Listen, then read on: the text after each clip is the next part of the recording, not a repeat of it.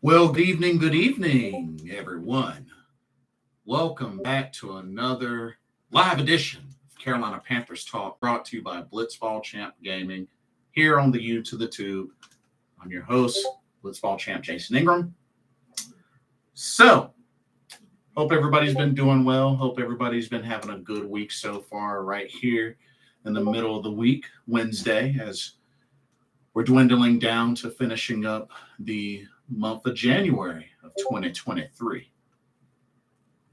So, all right, y'all. More Carolina Panthers talk. Another coaching talk session. And it looks like round 2 of interviews have been conducted in the coaching search. Joe Valesco, what's up? Welcome to the stream. So, before we get started, I want to also remind y'all about Game Beauty. Check out the link in the description. Makeup cosmetics line owned by a good friend of mine. A lot of video game themed cosmetics, from eyeliner to lipstick, you name it. Click on the link, check it out, explore. If you're interested in making a purchase, be sure to use the promo code BlitzballChamp, all in caps, and you can get 10% off of your order. So definitely check it out. Valentine's Day is coming up next month. Get a nice little something for that special lady. Anyway, so let's review. So all the coaches that have been interviewed so far: Kellen Moore, Sean Payton, Mike Kafka, Ken Dorsey, Ejiro Evero, Shane Steichen, Frank Reich, Steve Wilkes, and Jim Caldwell. Now, the word is, with this second round of interviews, so far, seems like it's coming down to Steve Wilkes and Frank Reich, who have been given second interviews. Jeff R., what's up? Welcome to the stream. Steve Wilkes, Frank Reich. Okay. Now, as I said before, I do believe that by the end of this week, right now it's Wednesday the 25th, I still believe by the end of this week, we'll know who the coach will be. And if not the end of this week, definitely next week, because, next week, I believe next Wednesday, is February 1st. And I definitely believe we'll know who the coach is before February. But I'm still thinking it'll be by the end of this week. But my main question is, how y'all feeling? Who's y'all's pick? Doesn't have to be one. It could be just whoever you're willing to settle with. But I want to hear from y'all tonight. How are y'all feeling? Let's get some details. Who's y'all's coach? Who would y'all like to see coach up the Carolina Panthers next season? It's quite a list of head coaches that have been interviewed, but there can only be one head coach. There can only be one.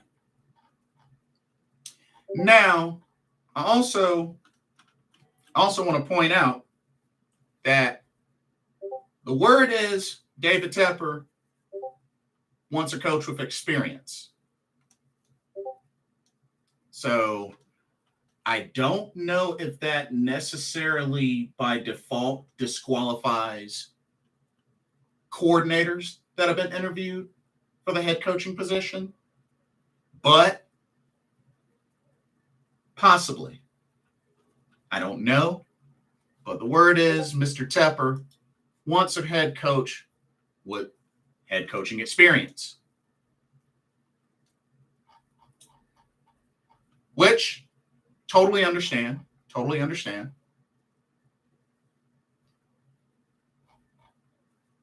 Joe Valesco says Frank Reich. Okay. That's your guy. That's who you want to go with. Okay. Fair enough. Now, word is that Frank Reich has emerged as a really strong candidate. Oh, and apparently Kellen Moore got a second look as well. Oh, see, I didn't even know that. Kellen Moore got a second interview. So Frank Reich, Kellen Moore, Steve Wilkes.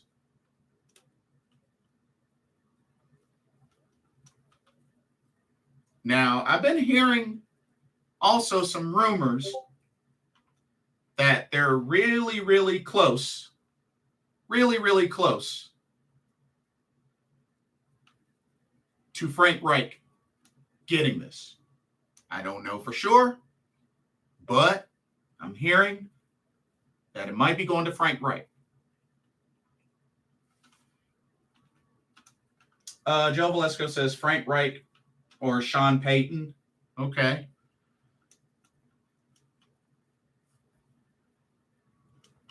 Paul Mancini, welcome to the stream. Good to see you. Paul says, it looks like it will be Frank Reich, will be the coach who had his second interview today.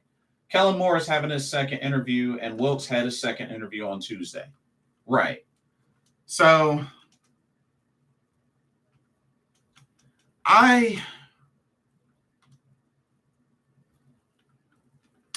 and I believe also word is that Ken Dorsey is staying with the Bills. So I think that was recently confirmed that Ken Dorsey is staying with the Bills. So he's out of the picture. That's what I've been told. Paul says Reich's daughter was hired in the marketing department the other day. Reich has made Charlotte his home since about 2006. Interesting details there. Now,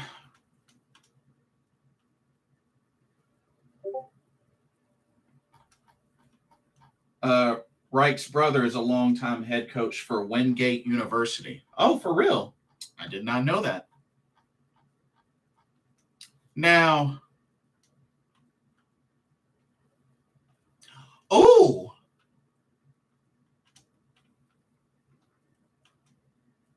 also, apparently, supposedly, the Panthers brought in offensive coordinator Scott Turner for an interview. I didn't even know that. Did y'all hear about that? Scott Turner apparently was flown in. And the interesting thing is right now the only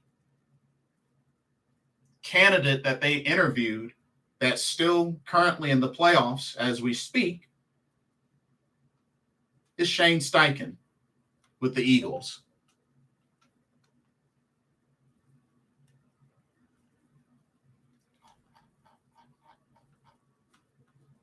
This is really interesting. This is really interesting.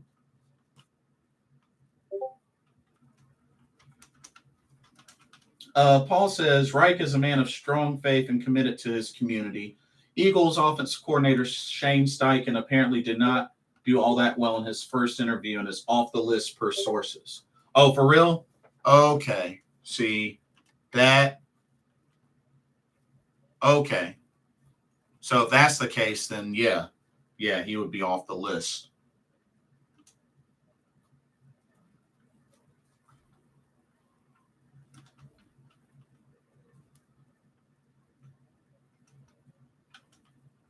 So it's sounding like sources are saying the word is the finalists, at least supposedly the finalists, are Steve Wilkes, Frank Reich, Kellen Moore.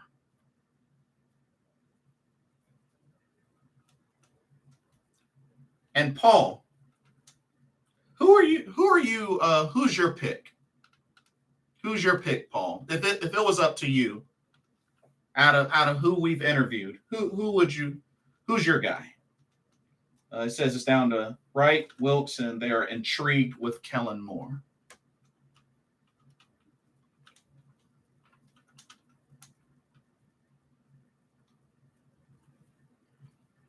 Oh, man. Steve Smith posted a tweet about Kellen Moore, who apparently he does not approve of Kellen Moore. Steve Smith Sr. tweeted on January 22nd, and I quote, "We, the Panthers, interviewed Kellen Moore for the head coaching job. And based on the last play for the Cowboys, ain't no way in hell Moore is coaching us with that trash last play." I do remember him getting a lot of backlash for that last play with the Cowboys when they lost to the Niners.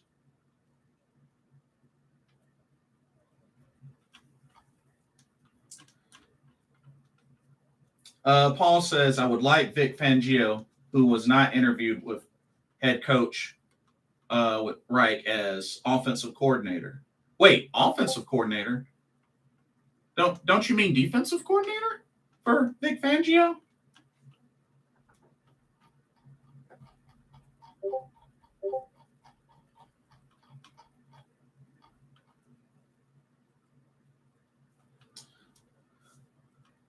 Paul says, I'm thinking Kellen Moore as being interviewed in case Wilkes is hired as a head coach and more. Oh, so are you saying that Kellen Moore could still be hired even if we went with Steve Wilkes as potentially one of the coordinators? I see. But for those that missed my last video, I'll say once again before I go any further, because I know a lot of folks are contemplating and wondering what Tom Brady's next move is going to be. And I will reiterate, once again, that if Tom Brady comes to the Carolina Panthers and he's the starting quarterback, I will not watch a Carolina Panthers game as long as he's starting quarterback. I refuse to.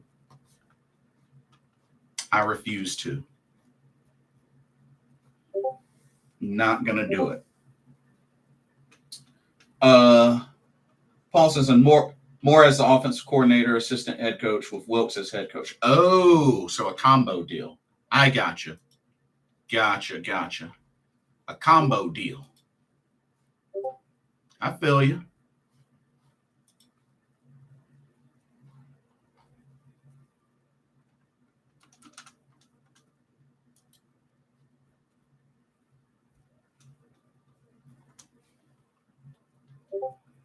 Paul says, I'd rather have defensive coach Vic Fangio as the head coach with Frank Reich as the offensive coordinator be my dream situation. Oh, okay. So that's what you were saying. Oh, okay. Gotcha.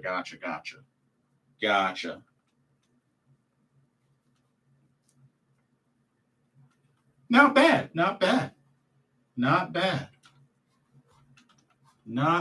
at all.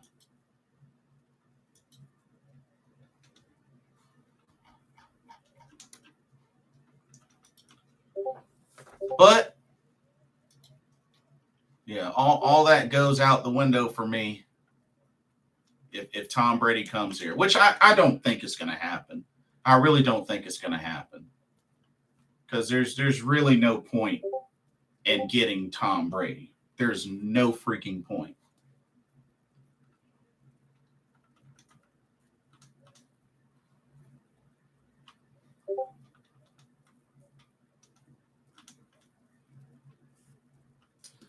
Paul says, the only thing I don't like about Frank Reich is that he's too nice of a guy sometimes, and I'd rather have a head coach who can crack the whip on occasion, which is Vic Fangio.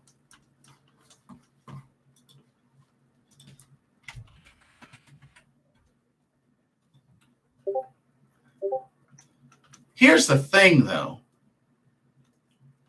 My only thing with Vic Fangio as a head coach,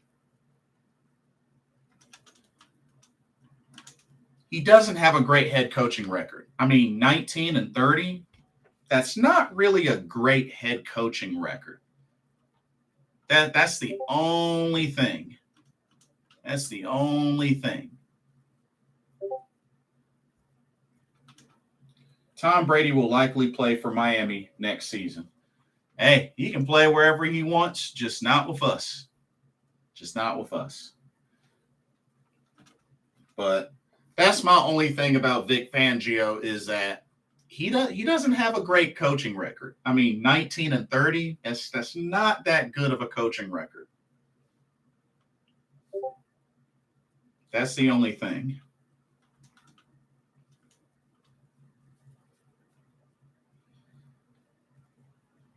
Kevin McFarland, welcome to the stream. My pick at coach is Doug Peterson.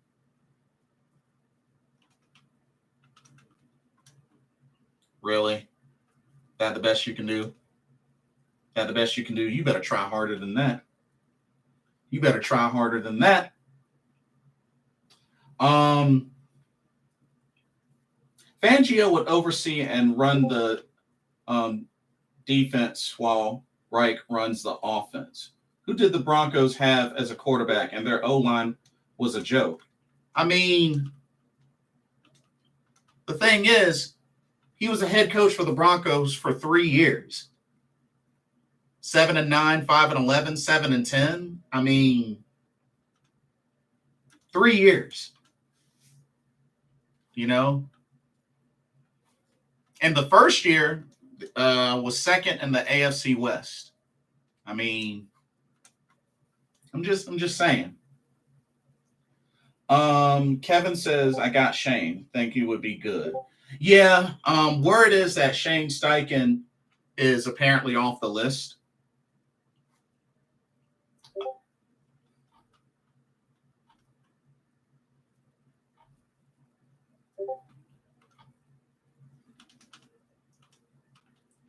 But let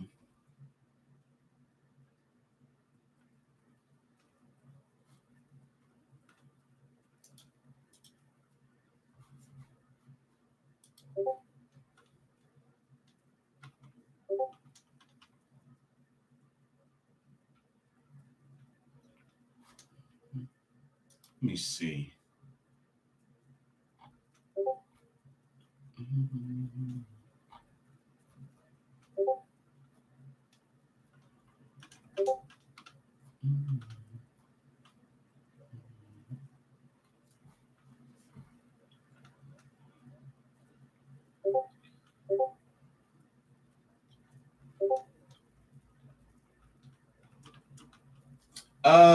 Paul says, yes, and GM Elway drafted quarterback Osweiler and Drew Lock. Try to win with these guys.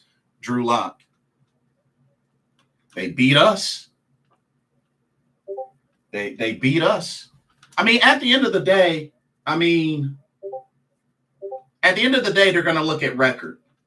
And he coached there 3 years. I mean, it's not like it was a one-off, but he was there 3 years. They're gonna look at record. All that's understandable, but at the end of the day, they're gonna look at record. I mean, that's just how it is. And he has a head coaching record of 19-30. I'm just saying.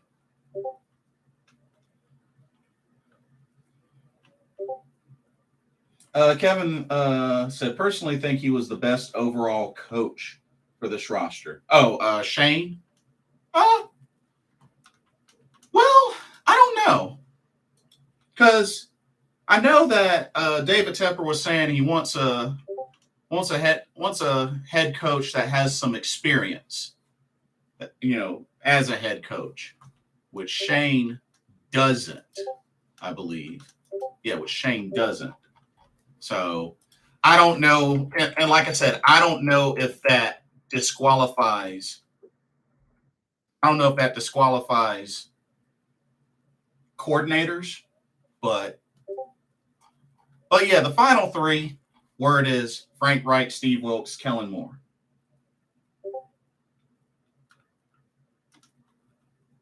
So, and Kellen Moore is the only one, it seems, to have emerged as a finalist, supposedly, that's a coordinator, offensive coordinator.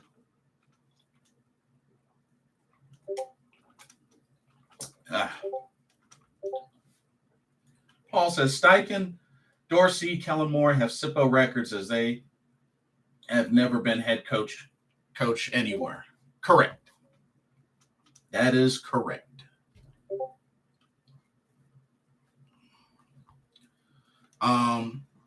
And overall, these were some pretty good candidates. Overall, like I said, Jim Caldwell would have been nice. My only thing with Jim Caldwell is his age. You know, he's definitely one of the, pretty much the oldest, I believe, of the candidates. That's my only thing with Jim Caldwell. Great coach, just he's up there in age. That's all. Of course, Steve Wilkes, is a candidate, as expected.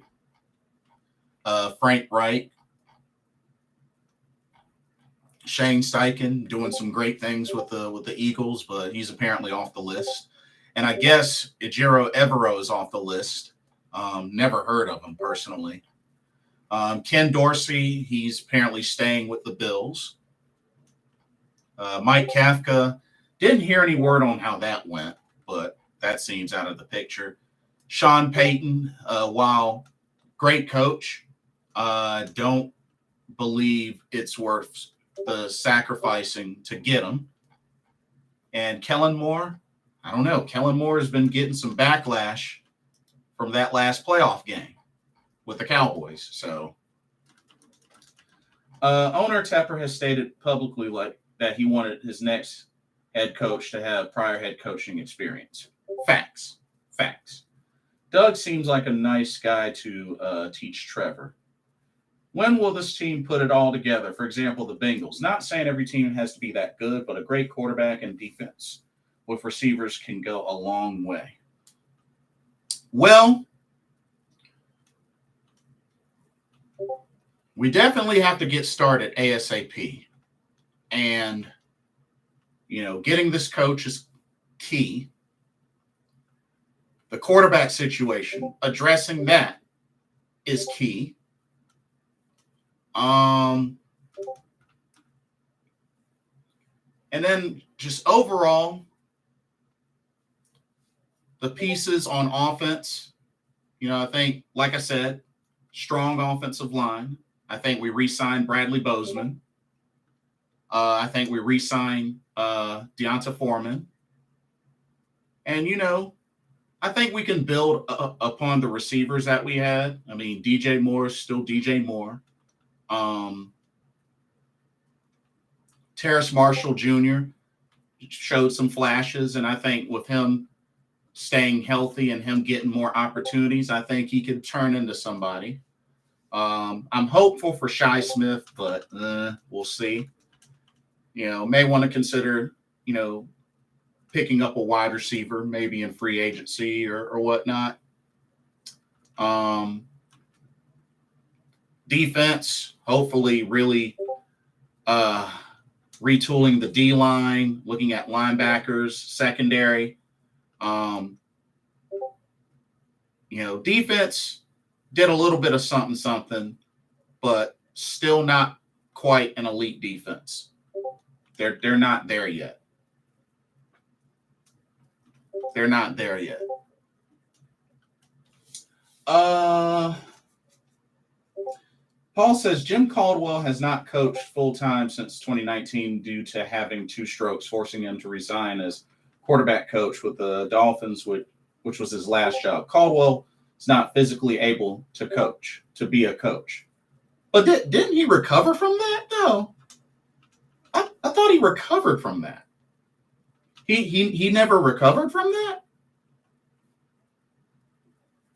I I mean, he must have recovered from that. Otherwise, he wouldn't be getting interviewed. I'm just saying. Most teams will announce next Monday, Tuesday, and some will wait till after the Super Bowl. Well, I don't think it should be that long, but Tito Z, welcome to the stream. What's good, champ? Let's be honest. Have you ever seen a black head coach under 60?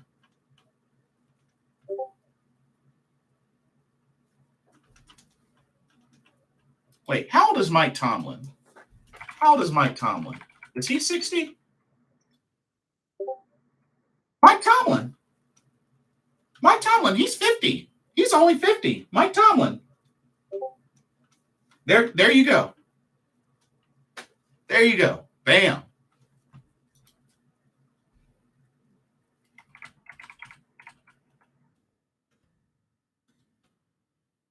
Raheem Morris. That's another one. Raheem Morris, only 46. Yeah.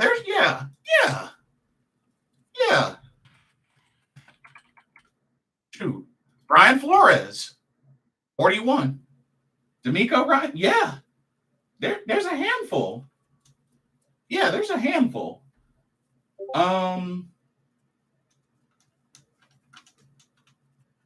Kevin says we also need to scheme to get receivers open, which Andy Reid is unbelievable at doing. I really never see our receivers open on the field. What? You don't remember seeing all those times DJ Moore was open? The season before last, when Sam Darnold couldn't get him the football?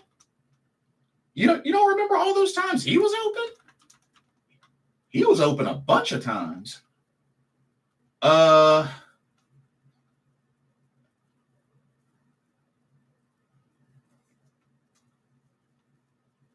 NFL does not like a team's conducting other business during a Super Bowl week, and it causes distractions from the biggest game of the NFL seasons. You mean including teams no longer in the playoffs? Really? Weird.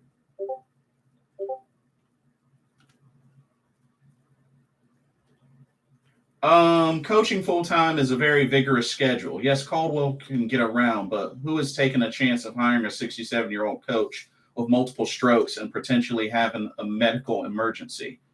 He at least got an interview. So that says something, Paul. He got an interview.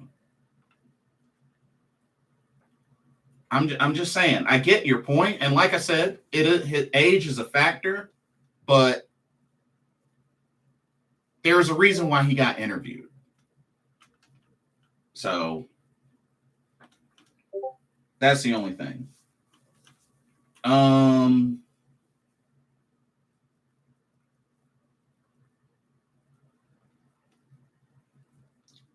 Yes, but everyone is not open. I mean, yeah, everyone, definitely could get open more.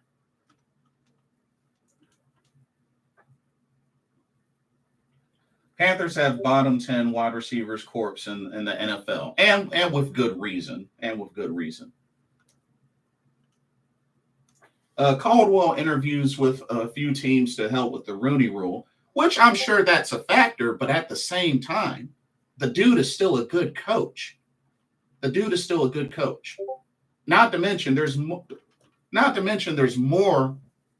plenty of black coaches out there. They could have interviewed Lovie Smith.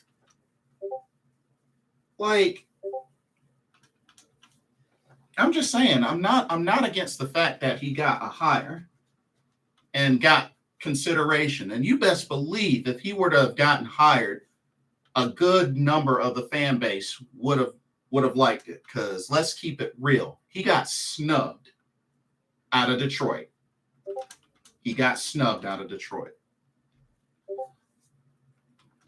Kevin says, who would your dream coach for this team?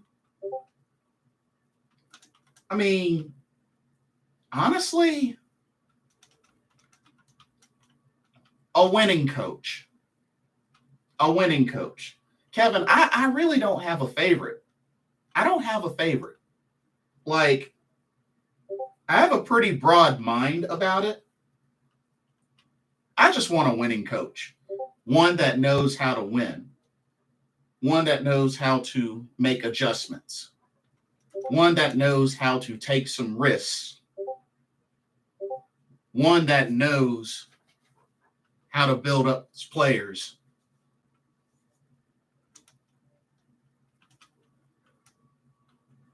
As long as they can do that, I don't care if they're black, white, Hispanic, Asian, I don't care.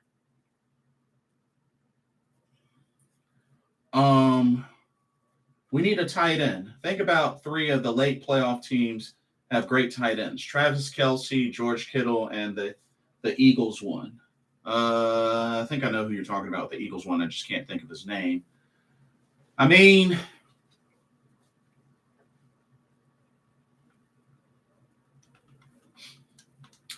my thing with the tight ends, they don't get targeted as much, if you ask me. I think they need to get targeted more. I think more opportunities. But I don't know. To a lot of people, Tommy Tremble supposedly has disappointed. But I don't know. I mean, when you really think about it, I mean, Tommy Tremble, Ian Thomas versus a Greg Olsen, there's just no comparison. There's just no comparison.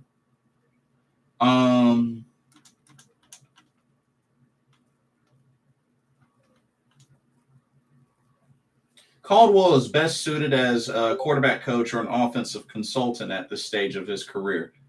He was last head coach 6, 7, 8 years ago. Was it that long ago? Probably was. 2017.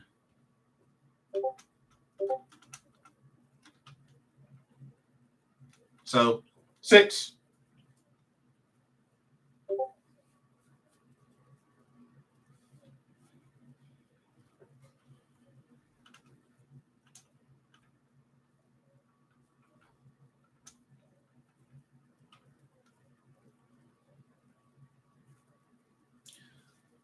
At the same time, I mean,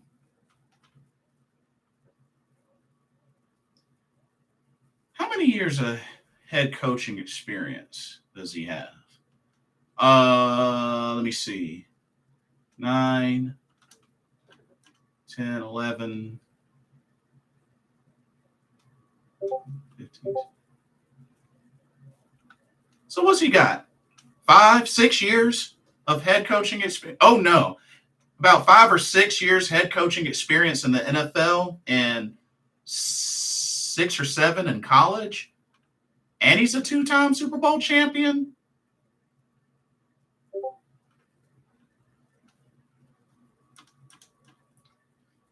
$60-52. Overall in the NFL, 64-54. I don't know. He still qualifies in my book.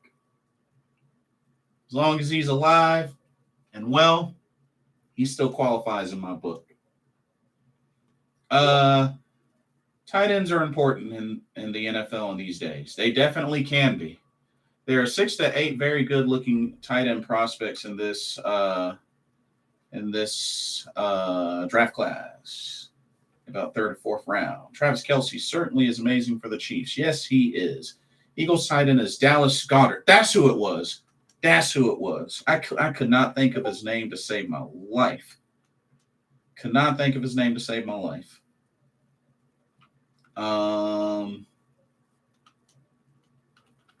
Yeah, did get ripped off by the Lions. Yes. Coached the Colts and coached the Lions. And yes, offensive coach. With the Ravens and Colts. All I know is good record as a head coach, a lot of experience. He qualifies in my book.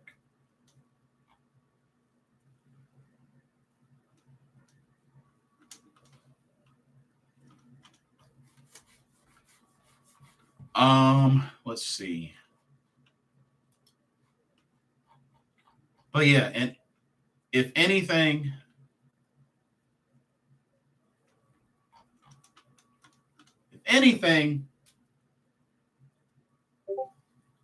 I just want a coach that wins. I want a winning coach.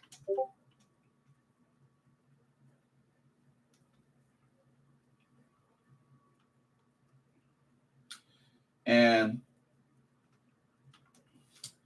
I know majority of the team, if not all of the team, wants Steve Wilkes. I don't know how folks are feeling about Frank Reich or Kellen Moore. I'm probably hearing a lot more negative about Kellen Moore than positive.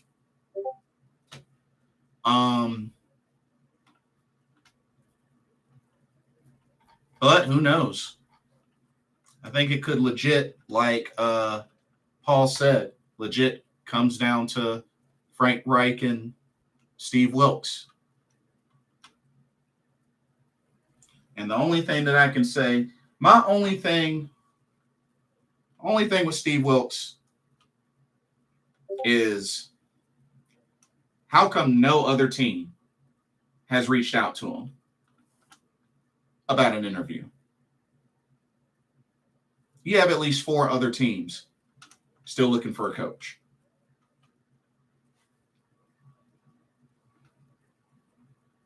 That's my only thing about Steve Wilkes. Don't sleep on Bruce Arians returning coach to coaching. He's passed at Tampa Bay for firing 9 coaches last week from what was Arians' staff. Bruce Arians may want to coach Carolina just to get back with Tampa Bay. Bruce Arians. I mean, I don't know. I mean, that's a name that doesn't seem to be on the radar, but I mean, wait a minute. So hold up. So you would be okay with Bruce Arians, but not Jim Caldwell? Bruce Arians is 70. He's even older than Jim Caldwell.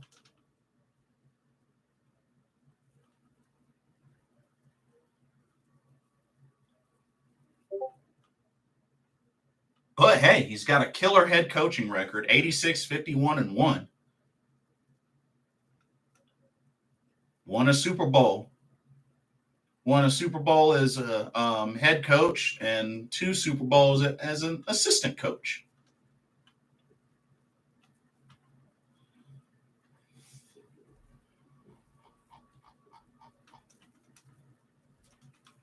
And just like Jim Caldwell, the only thing with Bruce Arians, age.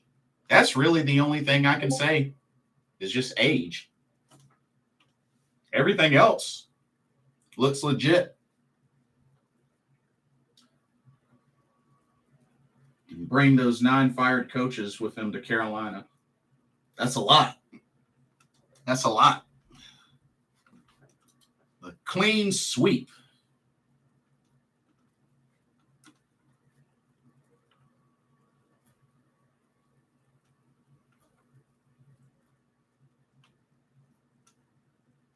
Ugh.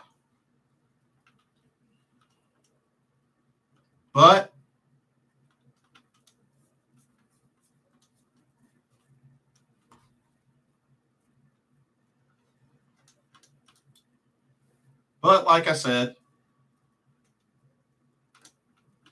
want to focus on an experienced head coach.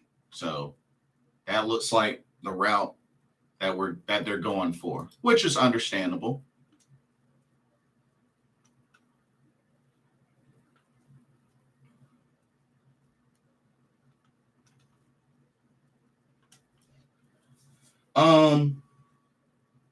Paul says Caldwell hasn't coached in years. Sorry, out of touch with the younger players. Arian has coached right up to last season, so he's still in tune with today's game. Arians does have some health issues too. I mean, but like I said, yet Caldwell got the nod to be interviewed.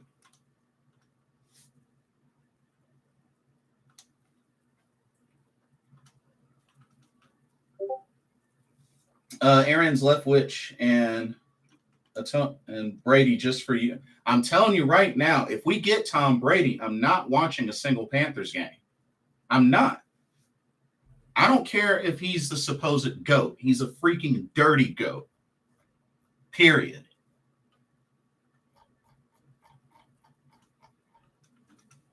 And to be honest, I'm going to go ahead and say this now.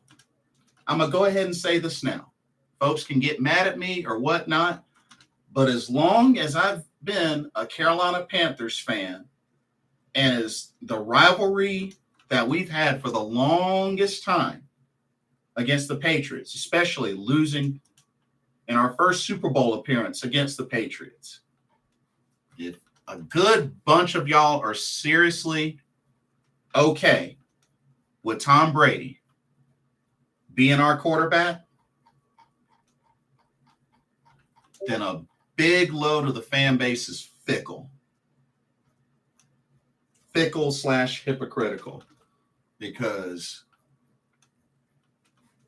there's been non-stop bashing and hatred towards Tom Brady amongst many Panther fans.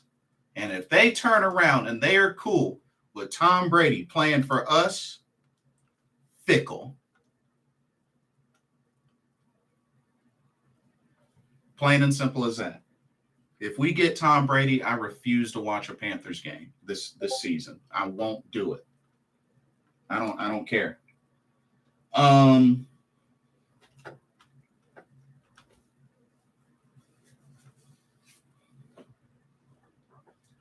Paul, once again, you cannot sit there and say that he is not a good coach. You can't say that he's not a good coach, though, because there's others out there that could still be interviewed to please the Rooney Rule.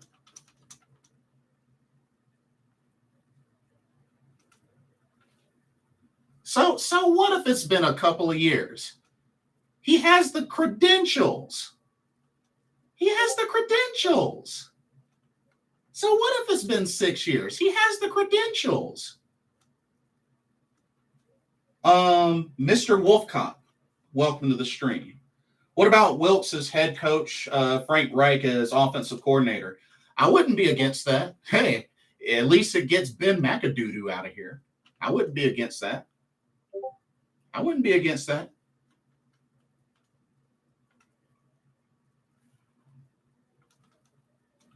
Paul says, I'm not a Brady fan. He's done as being an effective quarterback at age 46. If you ask me, I think it was a pretty messed up move, him, sacrificing his marriage.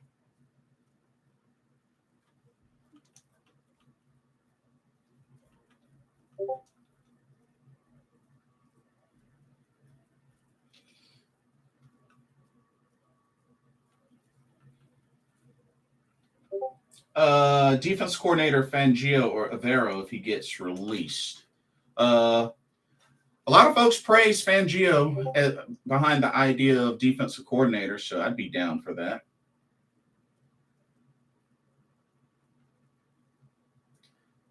Paul says, I'm not saying Caldwell is not a quality coach. What I'm saying is that no team has given him any legitimate consideration for a head coach job. This is what I'm saying. Well, nobody else has given Steve Wilkes a call for consideration of head coach either. What's the difference?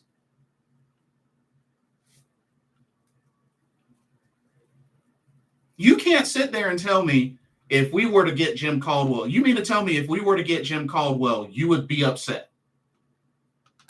In all honesty.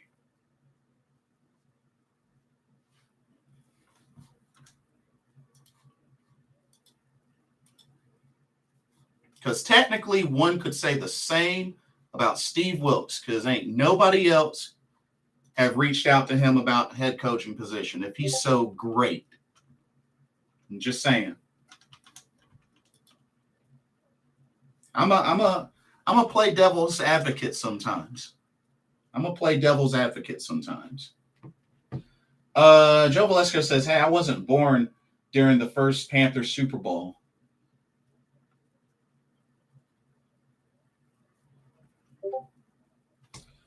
Oh man. Well, you missed a really good game. We lost by a field goal. It was a really good game, Joe Valesco. If you ever have the chance to possibly look back at that game, I highly suggest check out that game.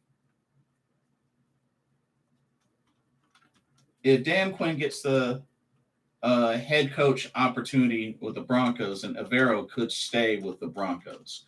I'm not really a fan of Dan Quinn, to be honest with you. Not after that Falcons choke job, which was a really, really bad choke job.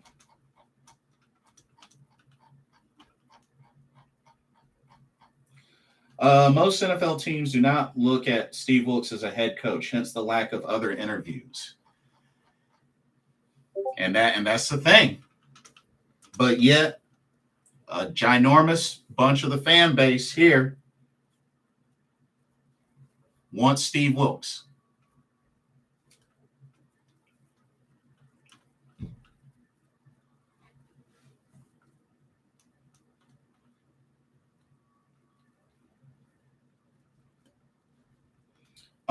Paul says, not interested in an aging old school head coach. Panthers need to get a coach in his prime, not over the hill, not unproven.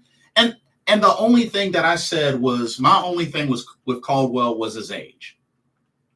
That was the only thing that I mentioned was his age. And it would be the same thing with Bruce Arians as well. His age. It's a disadvantage. Is it not? It's a disadvantage.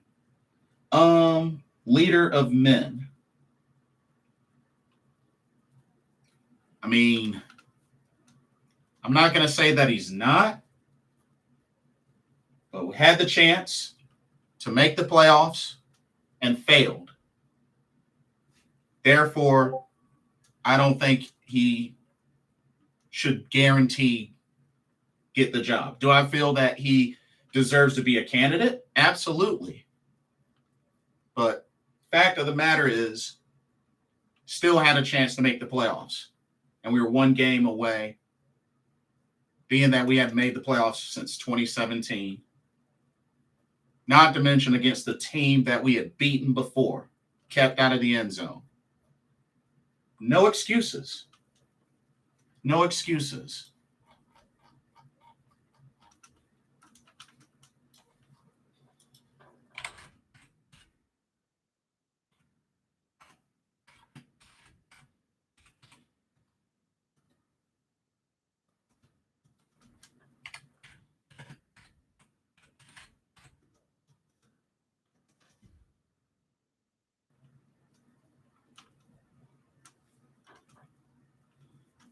Yeah, I'm aware that Frank Reich is 61. Not bad. Not bad. I'm aware.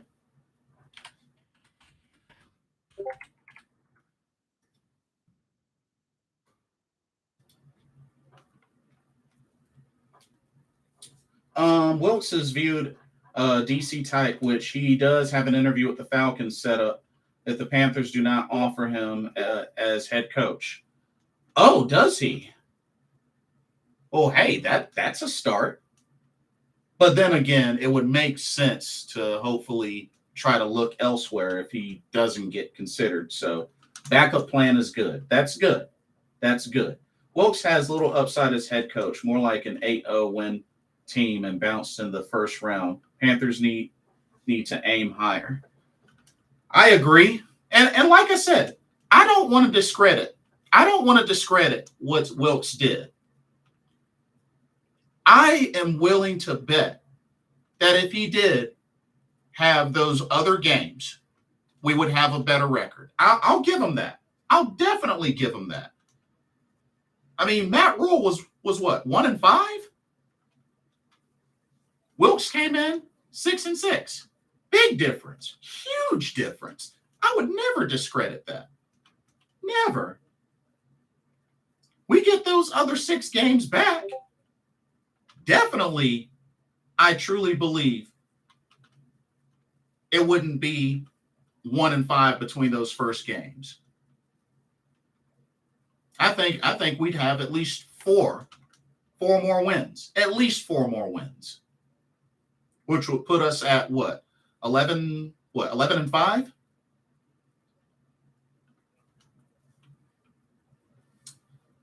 My main thing is, even despite coming in as interim head coach and doing what he did,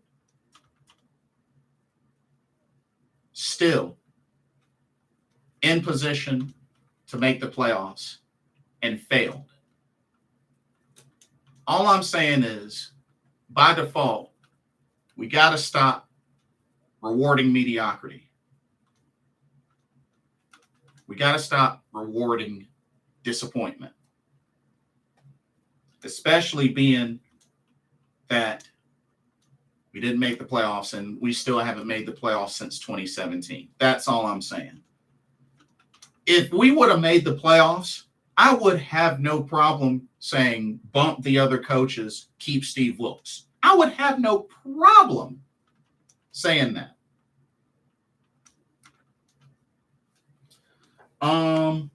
Another competent of being a head coach and face of the franchise is creating excitement, dealing with the media and ownership, front office business. It's only about 33% of actual football for many head coaches. That's actually a reasonable number. Maybe we should hire the Hurricanes coach. They are really good this year. I heard they were doing really good this year. I did hear. And I have been to a few hockey games before. They're actually pretty entertaining.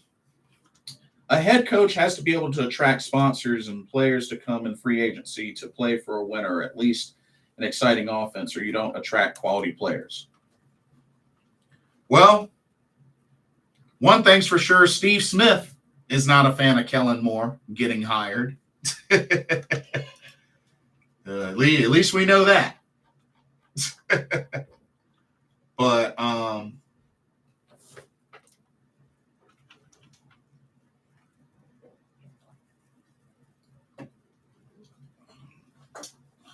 But yeah. So we got a few folks say Steve Wilkes. We got some Frank Wright votes. But yeah, I think it's legit going to come down to Frank Reich or Steve Wilkes.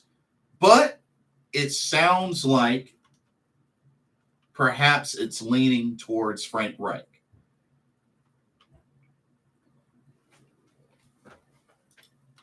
But we'll see. We'll see. Apparently, him and Steve Wilkes seem to have strong interviews. Paul says it's also why a head coach has to have a quality staff to be able to spread the workload out. This was a Rule's first of many mistakes when he took the Panthers job. Yeah, that much is true.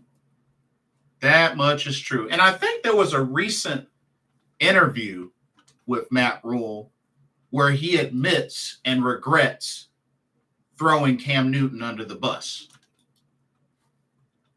I think he actually legit admitted that and regrets that. Which, hey, you know. Hurricane coach is a winner, Rod Brindamore. Let me see, what is their record so far this year? I'm curious. What's their record so far? Ooh. Okay, they're at the top of the Metropolitan division. 47-30. Or excuse me, 30-9. Ooh, 30-9. 47 games played. They are 30-9. Dang. Okay. Ooh, but the Bruins, they're 38-5. Ooh. Oof. That's what's up. But hey, that's big. Paul says It's not a college where you go through quarterbacks every year. To build sustained success, you have to have stability at the quarterback position, something we haven't had in a while. Second best in the NHL. That's what's up.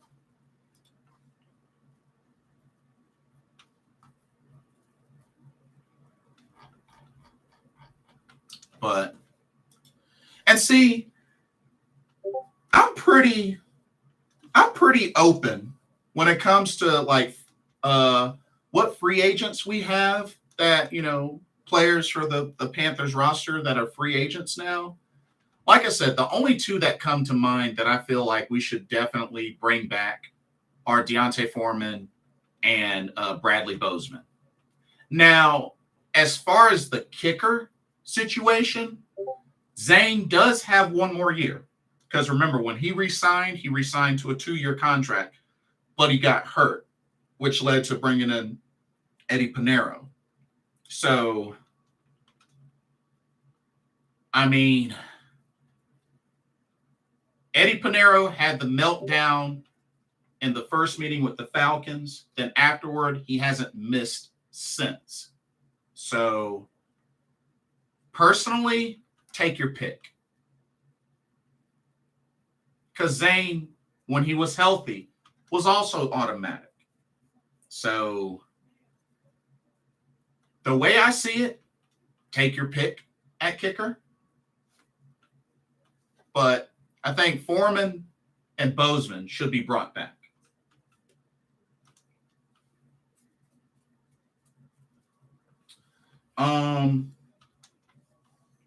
Bruins are playing crazy hockey. Yeah, especially if they only have 5 losses. Mr. Wolfcop says Stroud. Trade up for Stroud. Two of the analysts were definitely for the when talking about Panthers draft, definitely were thinking trade up to get CJ Stroud. Even one was saying go as high as to attempt to trade up to get that number 1 pick, which I'm not so sure Chicago will give up that number 1 pick. I'm not so sure they would give up that number 1 pick.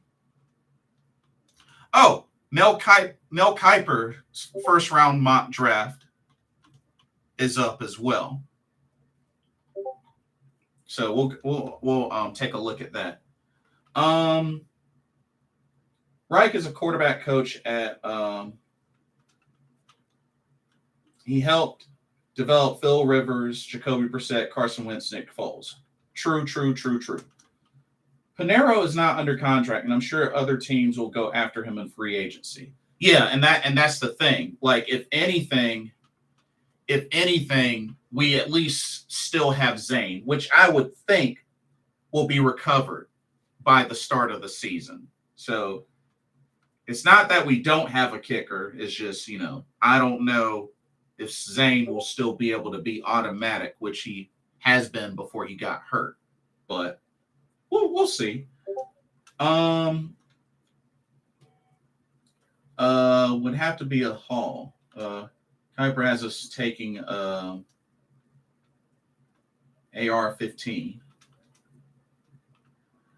Paul says Bears are trading down, no doubt about it. They've already had their quarterback in Fields and need as many draft picks as possible. That was another thing that was mentioned as well. So let's take a look. Mel Kiper.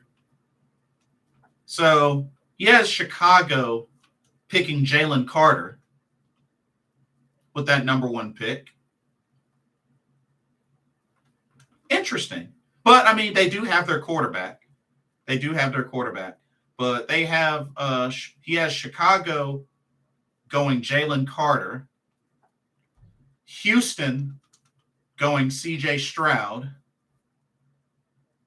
Arizona going Will Anderson Jr., Indianapolis going Bryce Young, Seattle going Will Levis, Detroit going Tyree Wilson, Las Vegas going Peter Skoronski, Atlanta going Miles Murphy, Carolina going Anthony Richardson.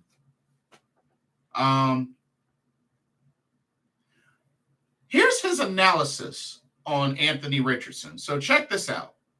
And I quote, he says, let's get this out of the way now. I wouldn't play Richardson in year one. He needs time to develop. He's not an NFL ready thrower, but he is an awesome talent, a raw quarterback, and a 6'4" frame who would be one of the league's most electrifying runners as soon as he steps on the field. His size and physical tools cannot be taught, and NFL coaches will want to work with him and try to take him to the next level. Richardson just completed just 53.8% of his passes in 2022. He has a long ways to go with his mechanics. Again, though he has a high ceiling, if a coaching staff can help him get there. In this scenario, the rebuilding Panthers would need to sign a bridge quarterback. How about bringing back impending free agent Sam Darnold so that Richardson can sit on the sidelines and soak in everything? Carolina still needs a head coach, but it also has extra second, third, and fifth round picks from the Christian McCaffrey trade to try to improve this roster. End quote. Thoughts? What y'all think?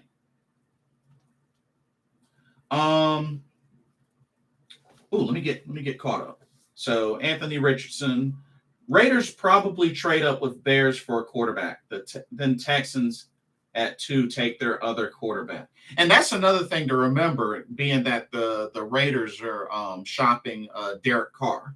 So them going for a quarterback does make sense. Although Mr. Wolfcop makes a good point. We have more ammo than Las Vegas. Paul says possibly the Colts trading up with the Bears for that number 1 pick. Mr. Wolfcop says Anthony Richardson 15, AR-15 is a stud. Baby Cam. I've been hearing many people say he's baby Cam, or pretty much a potential future Cam Newton. Paul says AR-15 is a good 2-year project. Really should have stayed in college for the next season. That's right, because he's entering was a sophomore, right?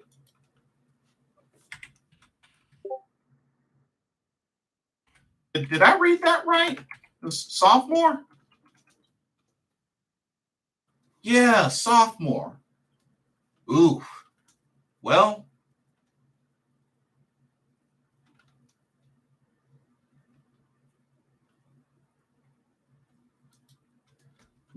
I mean, AR-15 Willis from last year's draft, and he's nowhere near ready. Speaking of which, how did Malik Willis do this year? I'm kind of curious to see what his stats are for this rookie year. Malik Willis. Where you at? Malik Willis. Played 8 games. 31 of 61, 50.8% completion percentage, 276 yards. Oh, dang, he didn't get a single passing touchdown. No passing touchdowns, 3 interceptions, sacked 10 times. He only got 1 rushing touchdown, 27 attempts, 123 yards, and a touchdown. Yeah, room for improvement. That's for sure. Definitely much room for improvement. Yeah, he's got a lot of room to improve. Reich would be great for Anthony Richardson. Yeah, good point. Panthers, Paul says Panthers would have been better to trade CMC to the Rams instead of the Niners because they lost draft positions by trading CMC to a much better team. That was one thing I remember somebody said a while back. I don't remember who it was that said it. It might have been Paul that said it, but yeah, I do remember hearing that. because, Rams definitely struggled this year. AR-15 just completed his second year at Florida. Okay, so sophomore. Very, very raw. Has a hard time reading coverages. Willis was not good. Yeah. Didn't get a single passing touchdown, only one rushing touchdown. Willis was so bad that the Titans had to pick up Jay Adobos off the Browns practice squad to finish their season. Dang. That's not good. That's not good. What in the world? But yeah, how would y'all feel?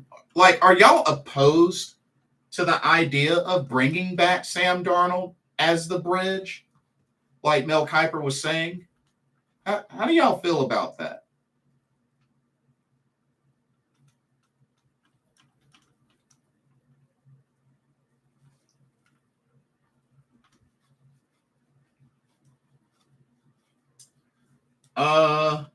Bring him back as a backup only?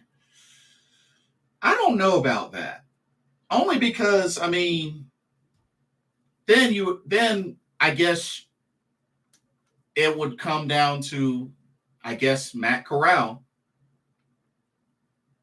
I guess it would come down to Matt Corral fighting for that spot.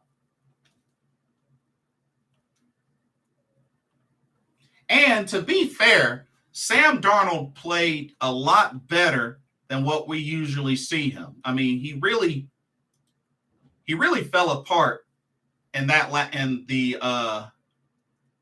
Bucs game. That's really the main game that he fell apart. But yet still threw for 3 touchdowns and an interception. So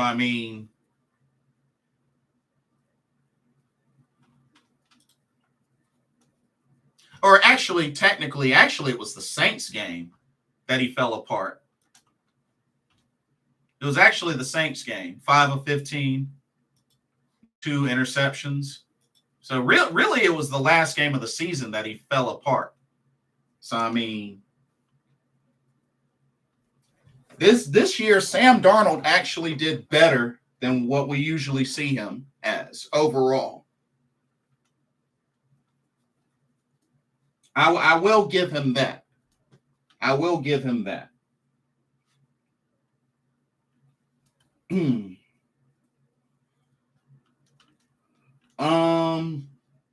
If CMC went to the Rams, Panthers would have the 9th, 36th, and 40th picks in the first 2 rounds. Now they have the 9th, 40th, and around the 60th pick in the first 2 rounds. I think the only silver lining is at least all of their picks all are under 150 at least. Frank Reich or Steve Wilkes is the favorite candidate right now. Yes, and apparently, supposedly, Kellen Moore is a wild card. Too inconsistent. Like I said, Mr. Wolfcott, he didn't really fall apart until the last game of the season. Rams have the 5th pick in rounds 2, 3, 4, while the Niners will have the 29th, 30th, 31st, or 32nd pick in each round.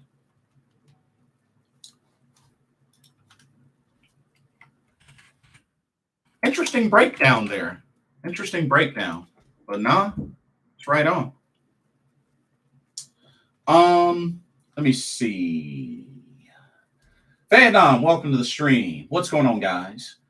I would like to see Wilkes retain the job unless we can get a young offensive-minded coach who can bring more points and excitement to our team.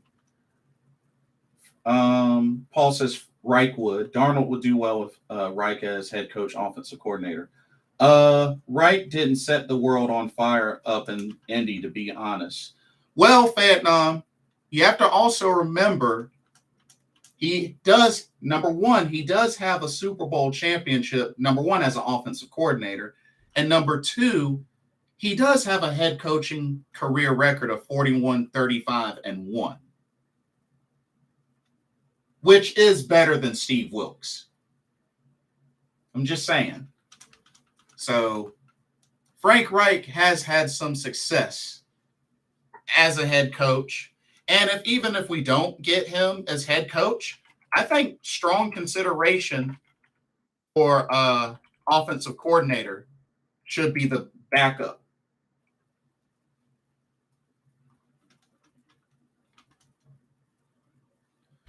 Like if Frank Reich isn't the head coach, I think he should strongly be considered for offensive coordinator.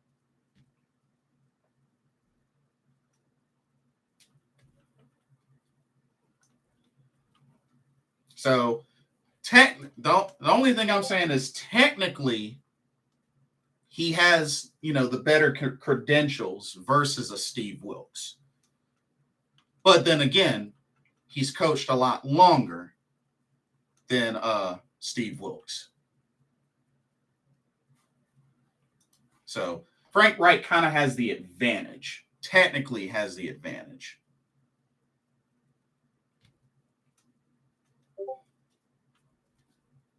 When it comes to record, he has the advantage. Let me make that clear. When it comes to the record and experience, he has the advantage. Look at the quarterbacks he's had. He's had great quarterbacks, definitely. That's almost 25 draft positions lost by trading CMC to the Niners and Rams. I still think we'll do good, though. I still think we'll do good. I really do. Not saying he's a bad head coach. Wilks has the locker room, though, which he does. But it's not enough, unfortunately. Having the locker room is great, but I mean, hopefully it works out. But it's like I said before, Wilks is a deserving candidate, but by default, he did not seal the deal because we didn't make the playoffs. That's my only thing. And apparently, word is that if he doesn't get the job, he'll have a chance to interview with the Falcons. So at least there's that. At least there's some sort of consideration from another team, because for the longest time, my whole thing was, if he was so great and worthy, why aren't any other teams looking at him? So,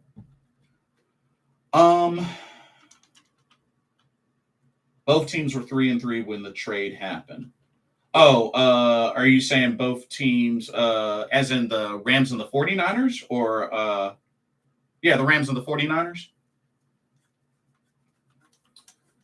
But the Rams O-line and wide receiver rooms were already a mess, and Stafford was already struggling with that elbow. Obviously, most didn't think their weapons were going or a train wreck as they were. But no doubt the Niners were the class of the NFC West and a solid playoff team. Facts. But we'll have to see how Brock Purdy does against that Eagles defense. He's going to be tested. I know he didn't make any turnovers in the Cowboys game, but he didn't throw any picks, but he's going to be tested. He is definitely going to be tested. But Wilks, Wright, Moore seem to be the finalists. So, oh yeah, Mr. Wolfcott, Hurts will be tested as well, because San Francisco's got a great defense. They got a great defense too. Should be a good game.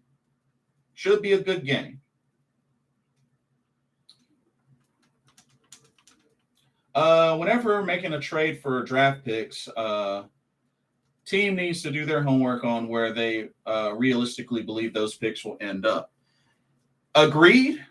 I mean, I'm sure it's difficult, but I mean, that's why you like you said, got to do your homework. I agree. Got to do your homework.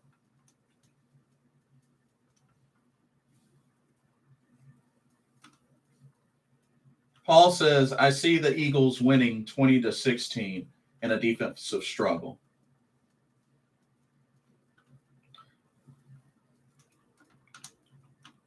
But I think overall, overall, I'm keeping an open mind on the coaching. Like I said, the only thing that would set me off is if we somehow ended up getting Tom Brady. That'll set me off. Everything else, we're cool. Everything else, we're cool. I'm a keep an open mind when it comes to the head coaching position. 20-16 in a defensive struggle. Also see the Bengals winning over the Chiefs 29-23. Oh, Bengals win the rematch as well. Oh, okay.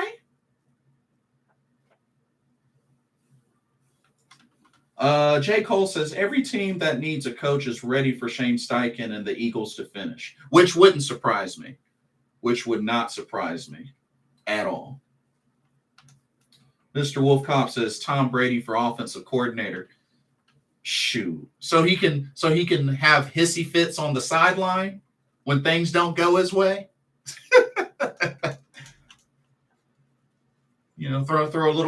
Throw some tantrums.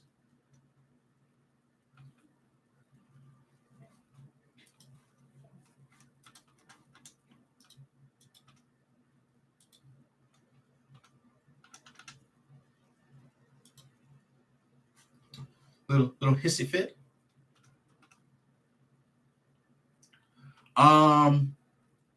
Brady has zero interest in coming to Carolina. There's not enough offensive weapons on Panthers offense. Yeah, unless keep him away from Carolina. Shoot. That's good. He needs to stay away. Bump Tom Brady. Dirty Goat. I'm going to call him Dirty Goat from now on. Dirty Goat. Because that's what he is. He's a dirty goat. He will be cussing everyone out. Yeah, probably.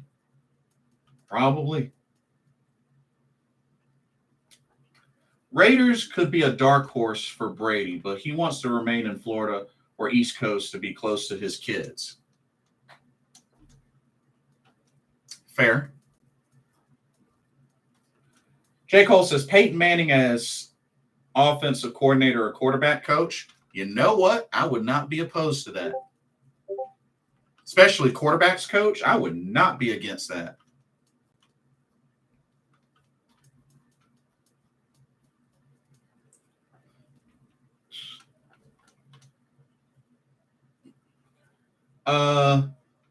Bump Peyton stole our Super Bowl. No. The defense beat us, Mr. Wolfcop. Peyton didn't even play well in that game. No. No, the defense beat us. That Denver defense beat us. Von Miller had 2 strip sacks.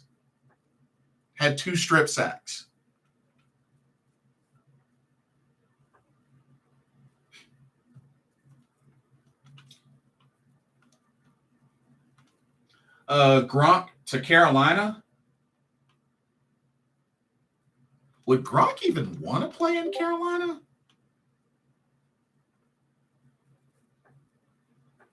Well, I guess that would give us more incentive to use our tight ends.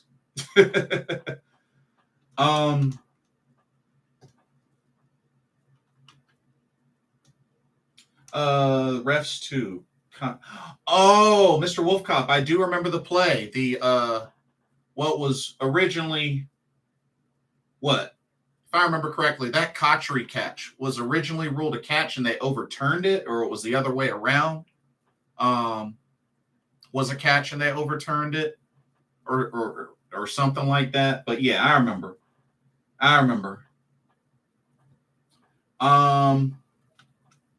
Kevin's not a huge fan of Peyton Manning and the refs. Tom Brady and the refs are worse. Manning is having so much fun with his TV things that he wants nothing to do with coaching and the 60 hours of meeting, coaching, et cetera, et cetera. That's if Brady were to be a Panther. Ew.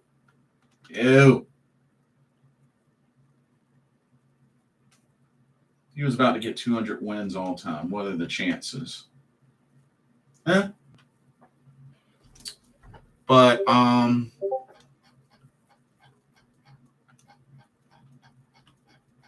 me see.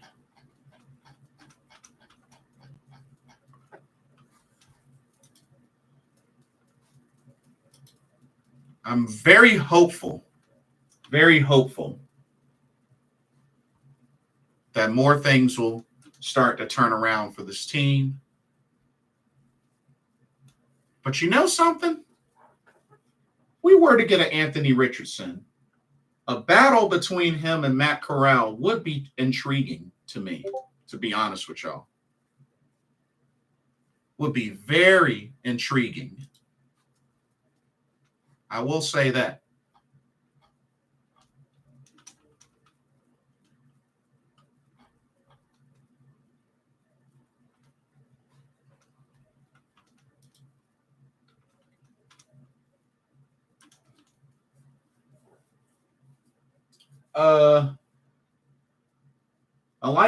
Kevin says, I like Eli Manning, though. They are the Manning brothers. Eli is the calmer of the two. Yeah, you're probably right. Brady, Gronk, Julio, Fournette, all Panthers in 2023. Then I won't watch a single game. Tom Brady comes to Carolina, probably Gronk, welcome. And I won't watch a single game.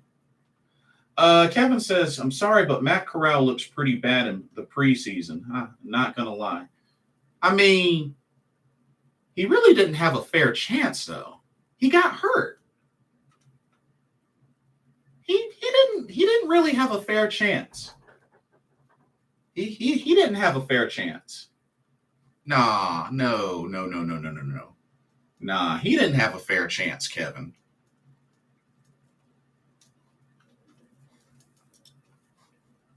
Nah, I think that's.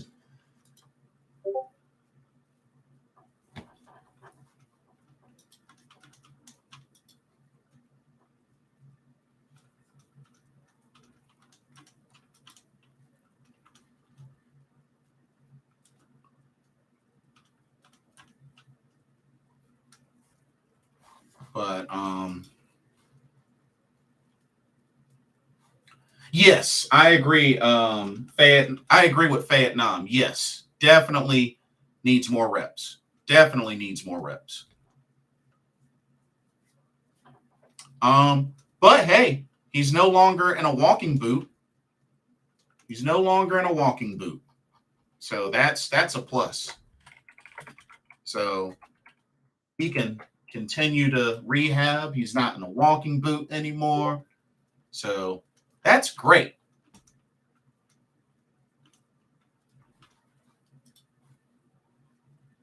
That is great. Kevin says, but he missed almost every pass. He might be good, but probably not. I mean, he's got to get more reps. I think he's got to get more reps. You know, played some in the first game, got hurt in the second game.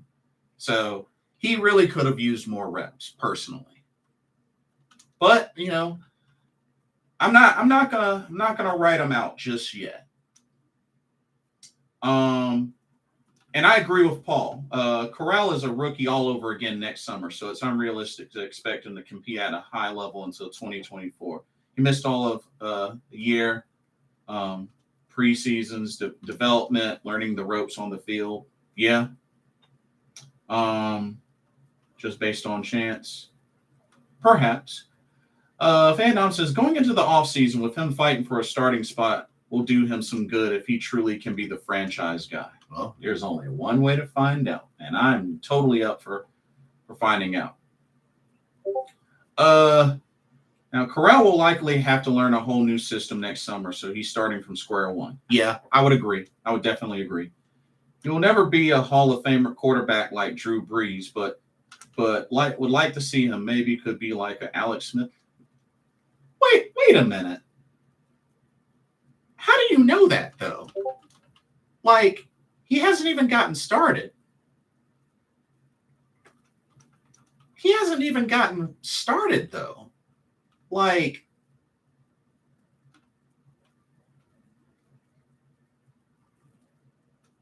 it's too early. It's way too early. J. Cole says Dak Prescott and Mike McCarthy gave that game away. Um,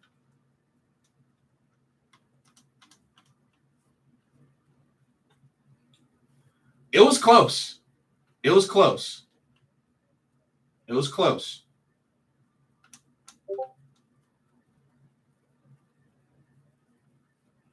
Vietnam says no one thought that Josh Allen would be as good as he is in 3 years into his career. Now, my only thing with Josh Allen,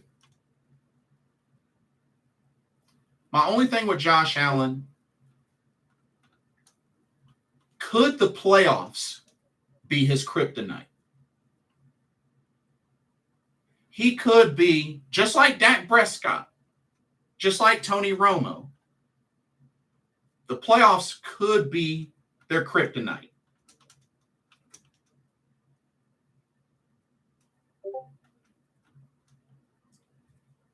Could be their kryptonite. But we'll see. They've been making it to the playoffs, especially Josh Allen. Dude can make it to the playoffs seemingly consistently.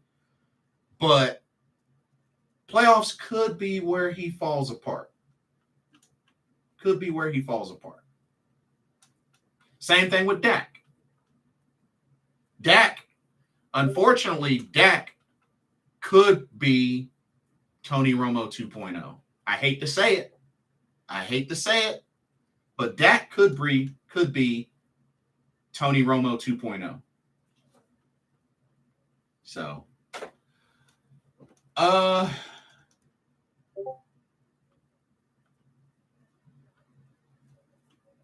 not many quarterbacks are amazing, but we would just need them to be great. Yeah, pretty much. I see Matt Corral like a Baker Mayfield, to be honest. Not very big, can move around, but not super athletic. So arm and lightly injury prone due to his size, 215 pounds. Perhaps. But yeah, we'll have to see. I just want to see him get some reps. Quarterbacks are either really bad or really good, which is not inaccurate. Why can't we have an amazing quarterback? I mean, we've had one before. We just haven't had one since Cam. That was the last one that we had. So, it's just, it's that time. It's just that time we draft a quarterback, evolve, and develop a quarterback. That's all that is. We haven't done that since Cam Newton. Once we do that, I think we'll be fine.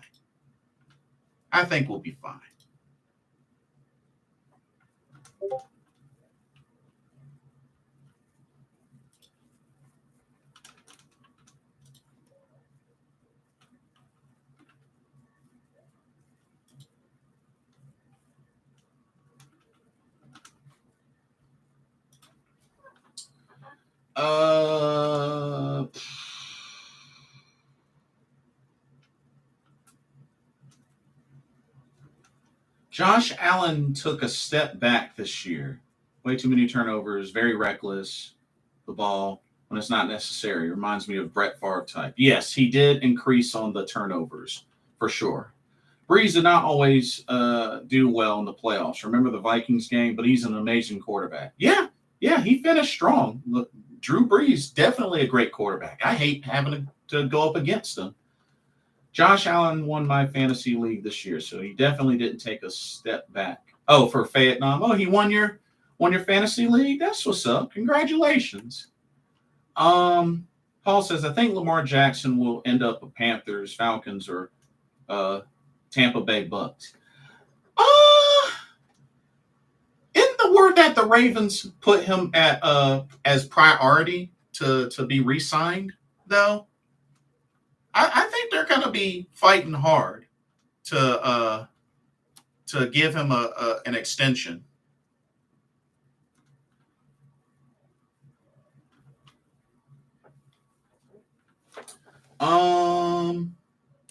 Vietnam says, want us to take a swing at Anthony Richardson. He has raw physical talent and can throw. That's what a lot of folks have been saying. It's just a matter of, it's probably going to take a year of like watching and learning.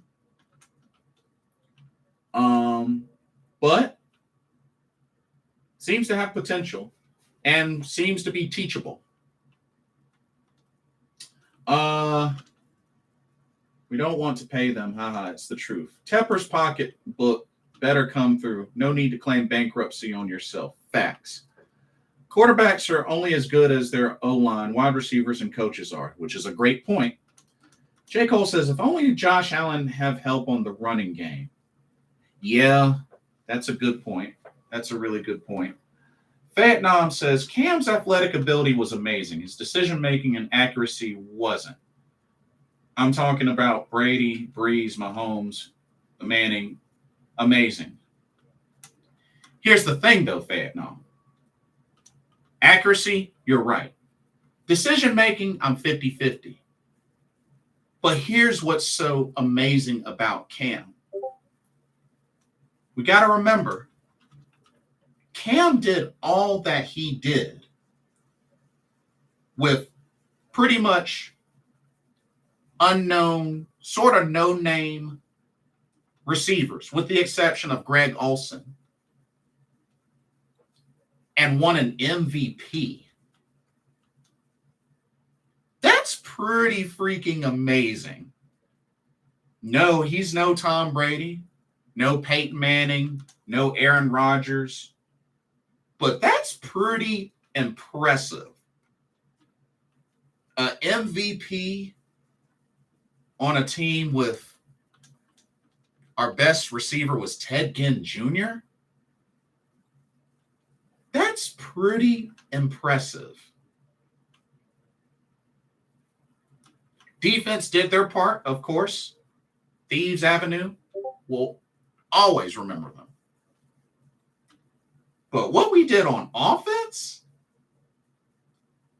pretty impressive.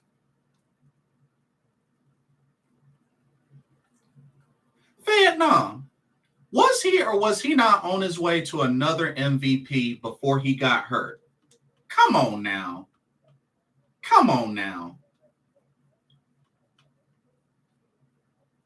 Come on now. Don't discredit that. Don't discredit that. Not to mention, we were 6-2 until he got hurt and he was in the MVP discussion. Come on now. That's not fair. That's not fair. With quarterbacks that we've had on our team, he's been the best. He's been the best.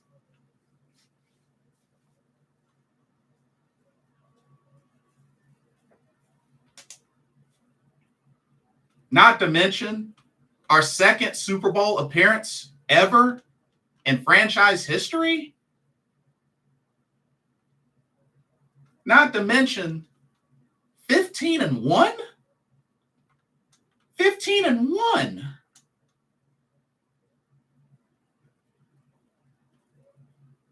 Not to mention the dude was breaking all sorts of records.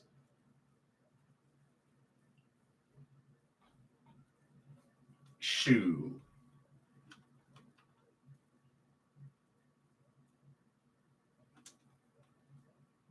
I think the one thing I give Norv Turner credit, I mean, his completion percentage went up that year. Not a lot of deep shots or whatnot, but completion percentage. We got that. But Cam Newton's the best quarterback we've had. I love Jake Delhomme as well, but it's no comparison. It's no contest.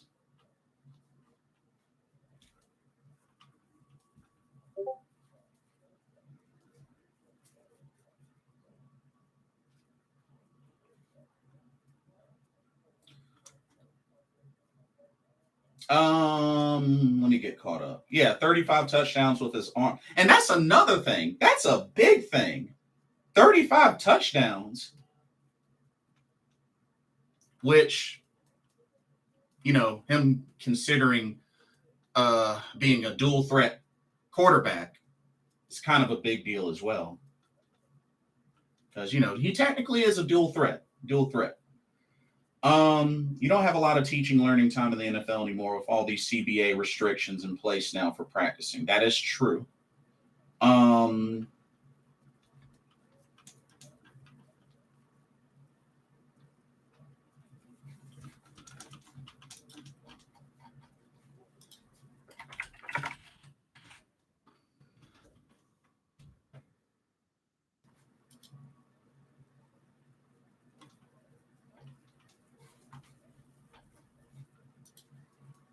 Let me see something.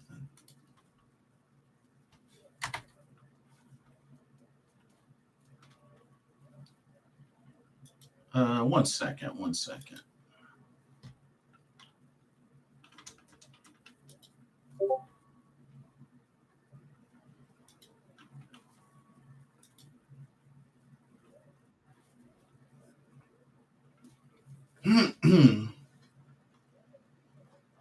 Okay.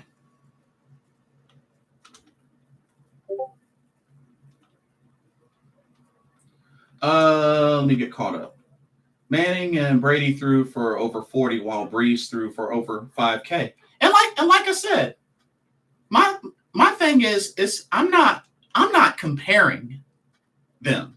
I know that Manning and Brady are better quarterbacks, but I'm not going to sit here and say that Cam Newton wasn't a great quarterback. He was a great quarterback for us that did a lot of great. Only MVP we've ever had in franchise history. That's a big deal. Normal Cam 2015 game, no jumping stats, but good 18 for 26 and maybe like 2010 yards. Cam Newton met his demise in that Thursday night game. Yes, the Pittsburgh game, the dreaded Pittsburgh game, that dreaded hit on that right shoulder hasn't been the same since. Facts. Cam Newton, best quarterback we've had by far. Agreed. 52 the 14 Steelers game. Agreed. We scored first, then it just all came crashing down.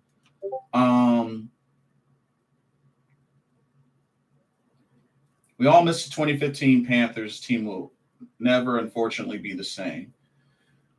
It's going to be hard. It's going to be really hard.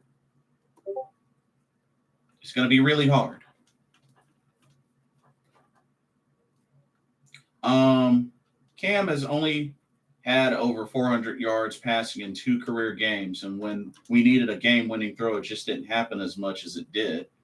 I mean, he's had a good handful of comebacks, and like I said, accuracy definitely wasn't his strong suit. But here's the thing that I keep pointing out. Accuracy, not his strong suit. It never has been his strong suit. That's one thing I want to remind folks. Accuracy has never been Cam's strong suit. Yet, won a national championship, won an MVP, been to the Super Bowl. I mean, that's pretty impressive. I don't know about y'all, but that's impressive to me.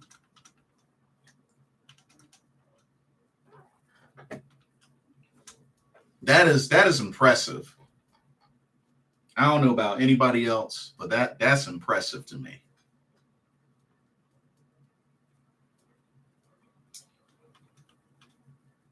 But yeah, Vietnam, we were never the same after that. They straight up finished us Mortal Kombat style.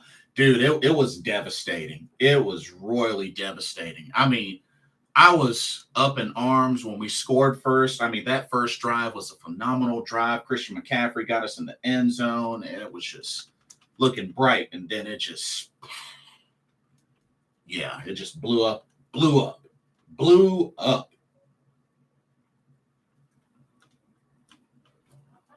And at the same time, I blame Ron Rivera for not sitting Cam's butt down.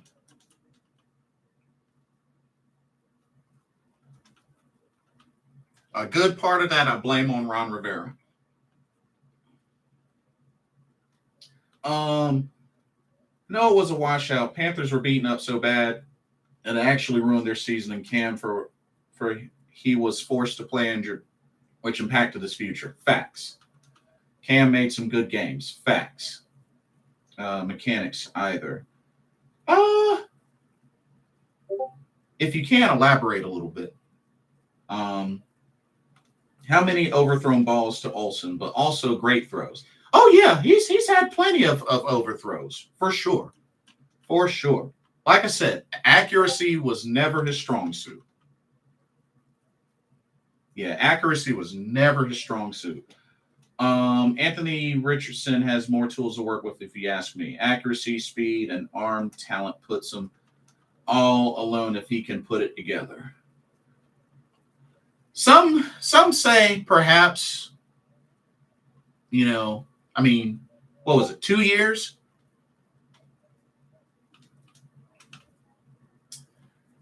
I think potential is definitely there.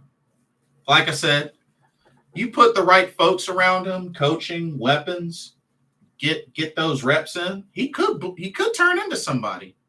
AR-15, I do believe, has the highest ceiling in the quarterback draft class, but he must go to the right team and not be rushed. And that's what a lot of the analysts are saying. His ceiling is super high. That's what a lot are saying.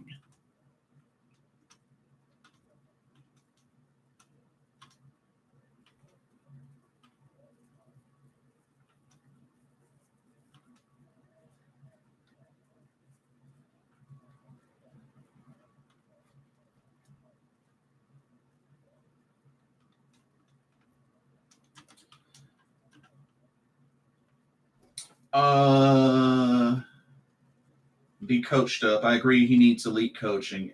AR-15 is like 21 years old, I believe. You know what? Let's see how old he is. Anthony Richardson, how old are you? Let's see. Anthony Richardson, yes, 21. Oh, he has a May birthday. Okay. May birthdays. Hooray. Why not let him sit here in Carolina? We may have a diamond in the rough. As a matter of fact, Vietnam, that was actually Mel Kiper's suggestion in the mock draft, in his first part mock draft.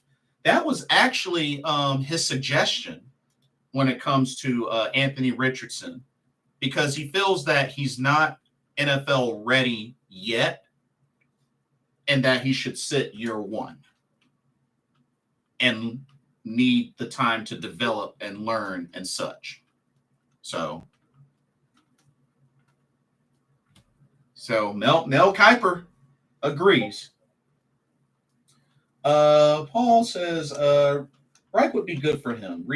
Re-sign Darnold as quarterback, let Corral compete and learn.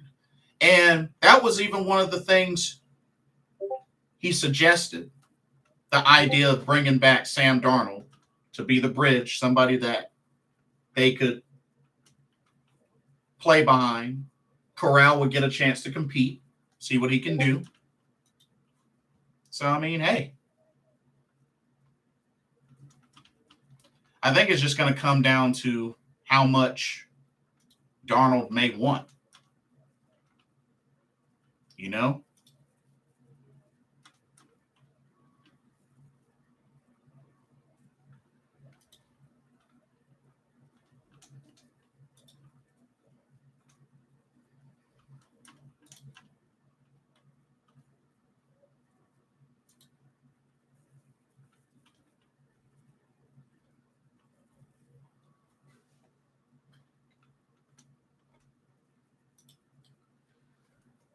Darnold is a bridge quarterback. Yeah, pretty much.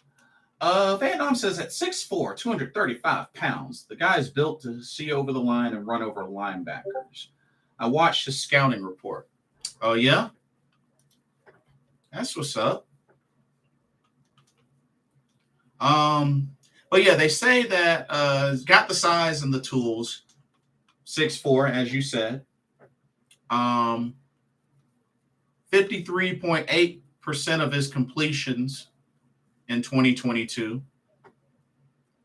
Says he has a long ways to go with his mechanics, but hey, that can be worked on. That can be worked on. Will Levis was similar, but he keeps getting hurt. That's what I've heard, that he's been kind of dealing with injury stuff. Paul says Corral is listed as 6'2", but appears to play smaller, similar to Mayfield, where he gets passes batted down at the line of scrimmage. AR-15 will be 245 pounds by age 25.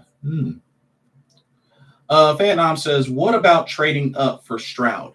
So on the Panthers website, on the Panthers.com website, there were two analysts, the athletic staff and Jamie Eisner, that were all in on Carolina trading up to get CJ Stroud. Jamie Eisner even going as far as to Carolina trying to trade with Chicago to get that number one pick so that they're pretty much guaranteed CJ Stroud. So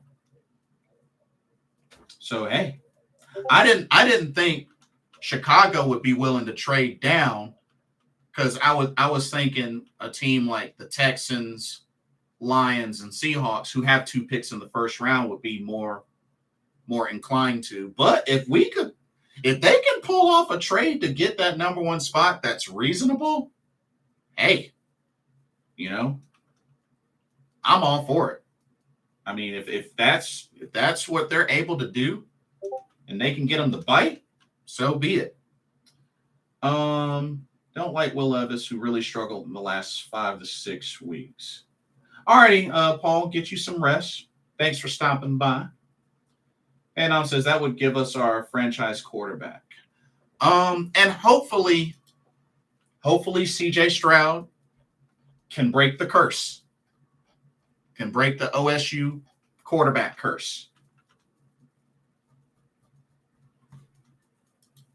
Maybe he can break the curse, because nobody's broken the curse yet. Don't think we would have to go that high. Maybe fourth would do it. Here, let's take a look at the order.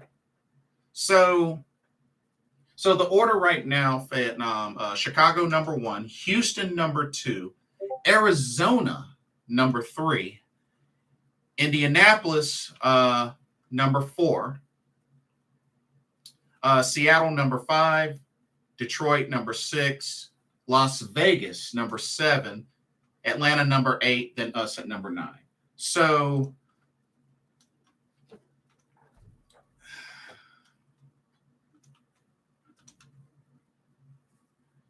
Houston has the number 2 and the number 12 pick in the first round. Seattle has the number 5 and number 20 pick in the first round. Detroit has the number 6 and number 18 pick in the first round. So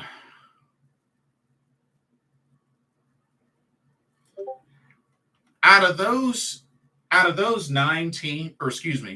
8 teams, Houston, I'm pretty sure, is going to want a quarterback. Arizona, nah. Indy is I'm pretty sure is going to be going for a quarterback. Seattle, Seattle could, but I don't know if they want to go another with Geno Smith or a little longer, but Seattle could consider a quarterback. Detroit, I don't think so. Las Vegas, yeah. I could see Las Vegas, perhaps. I mean, with them shopping Derek Carr, I could see them perhaps going in. Atlanta, nah. Vietnam says, I saw a mock where Indy picked Will Levis and we traded up for the the 5th round for Stroud. So I guess being the impression that, well, Houston could go Stroud or Young. I don't know. Let me see.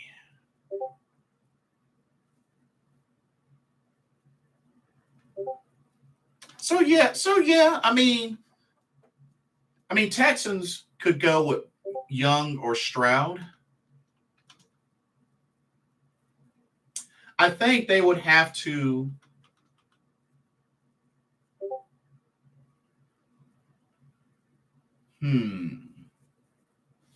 So what I'm thinking is they may have to play like and really see what kind of offers they could get, because the thing with the Colts, I mean, Colts got that number 4 pick.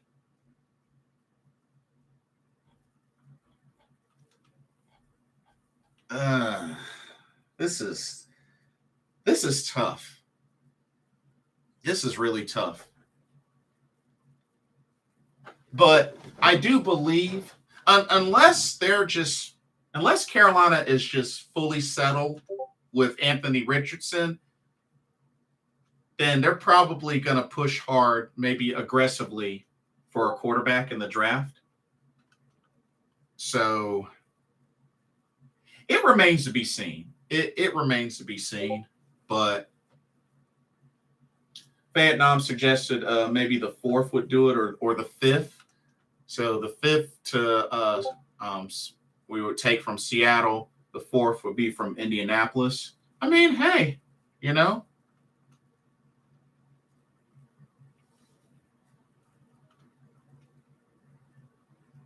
But I think it's safe to say that the Texans are getting a quarterback. They just have first dibs.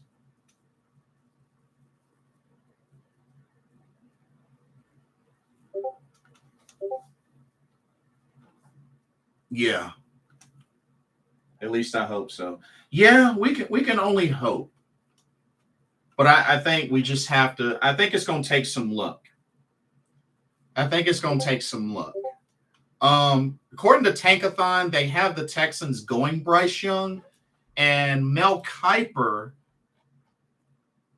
Mel Kiper has them going CJ Stroud.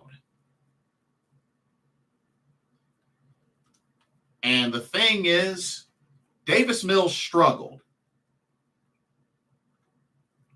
Not to mention, Texans are also looking for a head coach because they let go of Lovie Smith. So, yeah, Texans going to be busy. The combine will change a lot of this.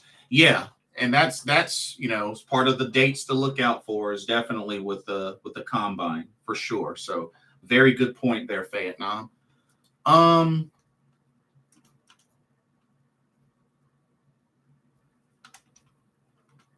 And see what Mel Kiper.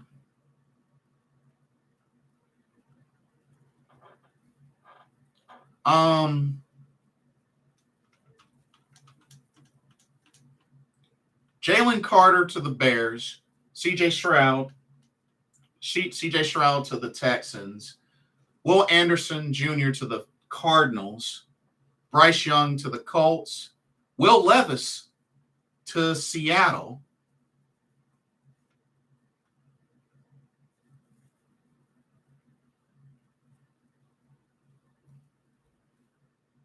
Detroit, Tyree Wilson, Las Vegas, he says Peter Skoronski, but they could make a play for a quarterback. And not Miles Murphy to Atlanta. So, I mean, it's pretty interesting. Pretty interesting.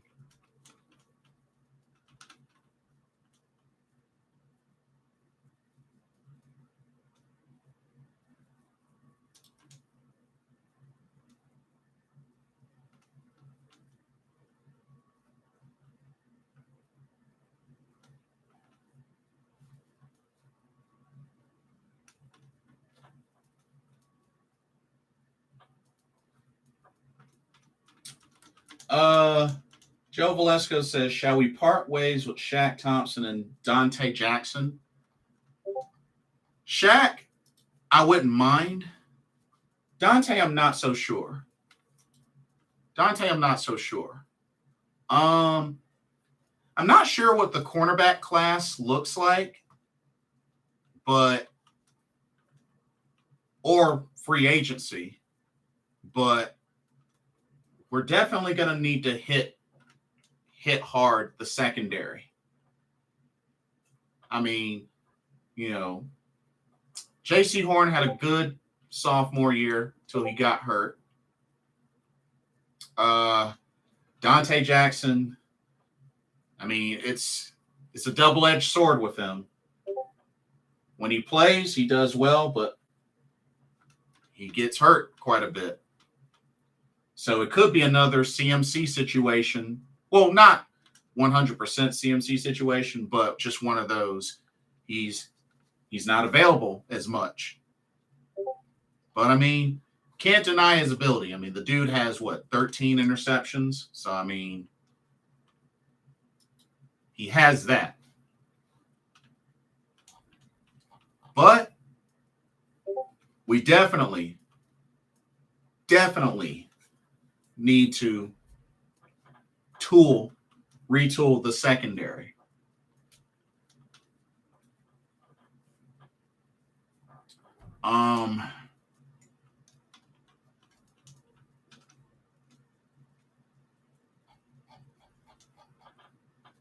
So yeah, we definitely are going to need to retool the secondary. But you know what?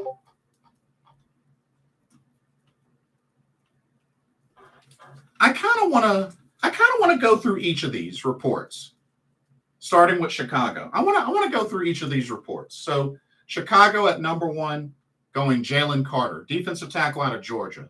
Here's what Mel Kiper says, and I quote, "I thought long and hard about a trade here with the Colts, Raiders, and Panthers as the top candidates to move up for a quarterback. And if I'm Chicago general manager Ryan Poles and I can move down a few spots, add premium picks, and still get my choice of the best defensive prospects, I'd make a deal." And even Paul Mancini mentioned this. It takes 2 teams to make a trade. However, and that's never a guarantee. For now, let's stick with the Bears keeping the number 1 pick. Chicago's roster needs help from top to bottom, but its defense was particularly dreadful in 2022, ranking last in the league in sacks and points allowed per game. It has to be defense all the way for wherever the Bears make their selection. Carter, an explosive interior pass rusher and run stuffer, gets the nod over Alabama edge rusher Will Anderson Jr. on my big board. He's the best player in this draft, a day 1 starter in the middle of this defense. Okay, that's Chicago. Okay. The Texans at number 2. C.J. Stroud, quarterback out of Ohio State. The report says Houston just fired Coach Lovie Smith. Facts. And the franchise's clear offseason priority has to be upgrading at the quarterback position.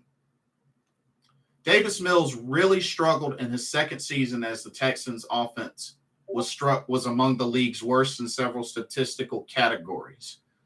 With 2 top 12 picks in this draft, they have to get quality starters as they continue their rebuild. I see Stroud as the best fit here, as the Texans could get their pick of the top passers. He's extremely accurate, can make every throw, and has excellent touch at every level of the field. I usually don't put much stock into a single game evaluation, but Stroud's performance in the narrow loss to Georgia in the college football playoff semifinal showed me something. He was spectacular against an elite defense, carving up the Bulldogs with his arm and using his legs to maneuver the pocket and find receivers. Houston still has several needs, but it should start with Stroud. I have Stroud just barely behind Will Levis and Bryce Young in my rankings, but Stroud gets the nod here because of how he would fit. Okay, that's fair for Houston. And like I said, they're going to have dibs. They're definitely going to have first dibs. So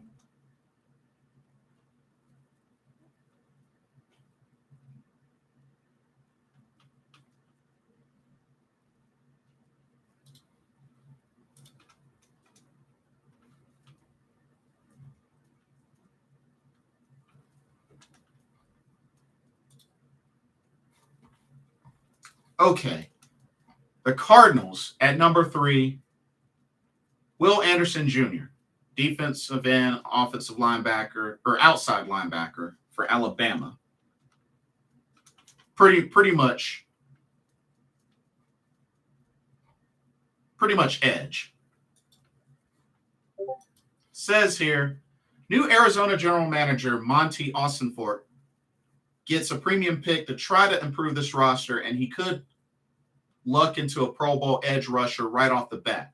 Anderson was a tackle for loss machine in college. He had 54 over the past 2 seasons and dominated offensive tackles in both the run and pass game. He was unblockable at times against SEC competition. For the Cardinals, who are losing the retired J.J. Watt, he could play some outside linebacker and move around the defense to create mismatches. This would be a home run pick for Austinfort and company. That's it. The Colts at number 4, he has them going Bryce Young, quarterback out of Alabama. Says the trades for Carson Wentz and Matt Ryan in back-to-back off seasons didn't work out for general manager Chris Ballard. And now the Colts are starting over again at quarterback.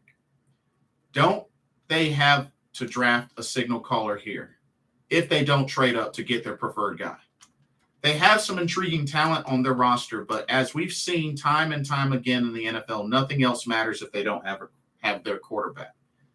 There's a clear gap after the top 3 passers in this class, and the Colts don't necessarily have to trade up to get one of them. In this scenario, they could take Young, a quick processor with an elite feel for the pocket and how to move around and locate his target. The 2021 Heisman Trophy winner doesn't have a big frame, which some NFL scouts will downgrade him for because there aren't many starting quarterbacks under 200 pounds. I love his tape, though, and I'd be willing to bet on his talent. Spread out the offense and watch him throw darts to Michael Pittman Jr. and Alec Pierce. So, but he makes a good point there. I mean, the Colts tried with Carson Wentz. That didn't work out. Tried with Matt Ryan. That didn't work out. So, I mean, it's got a point.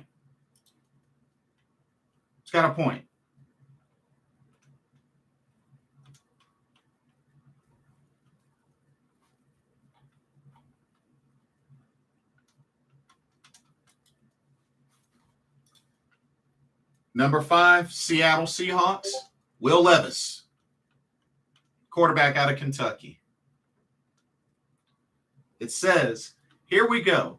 The third quarterback in the top 5 picks. Levis is going to be polarizing for the next few months. Turn on his tape, and you're going to see some poor interceptions and questionable decisions.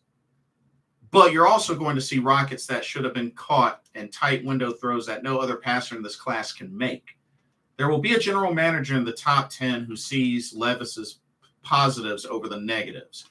He also is ahead of the curve in learning a pro-style offense because that's what he played in for the Kentucky Wildcats. For the Seahawks, do they really think Geno Smith is their long-term answer? If so, they're going to have to pay him before he hits free agency in March. If they franchise tag him, though, they could play him in 2023 as the bridge to Levis, who can take over after some seasoning as the backup.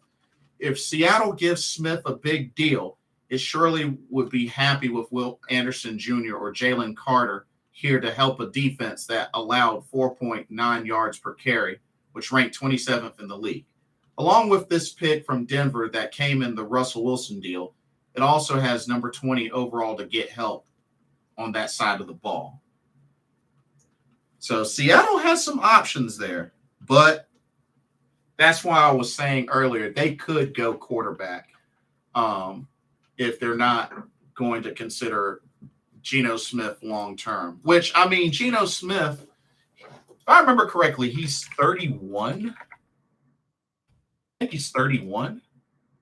32. 32. So, I mean, yeah. Don't get me wrong. He had a great season. But, I mean, I don't know, y'all. And he did make the playoffs. So, I mean, I don't know. With him being 32, they're probably going to consider picking up a quarterback.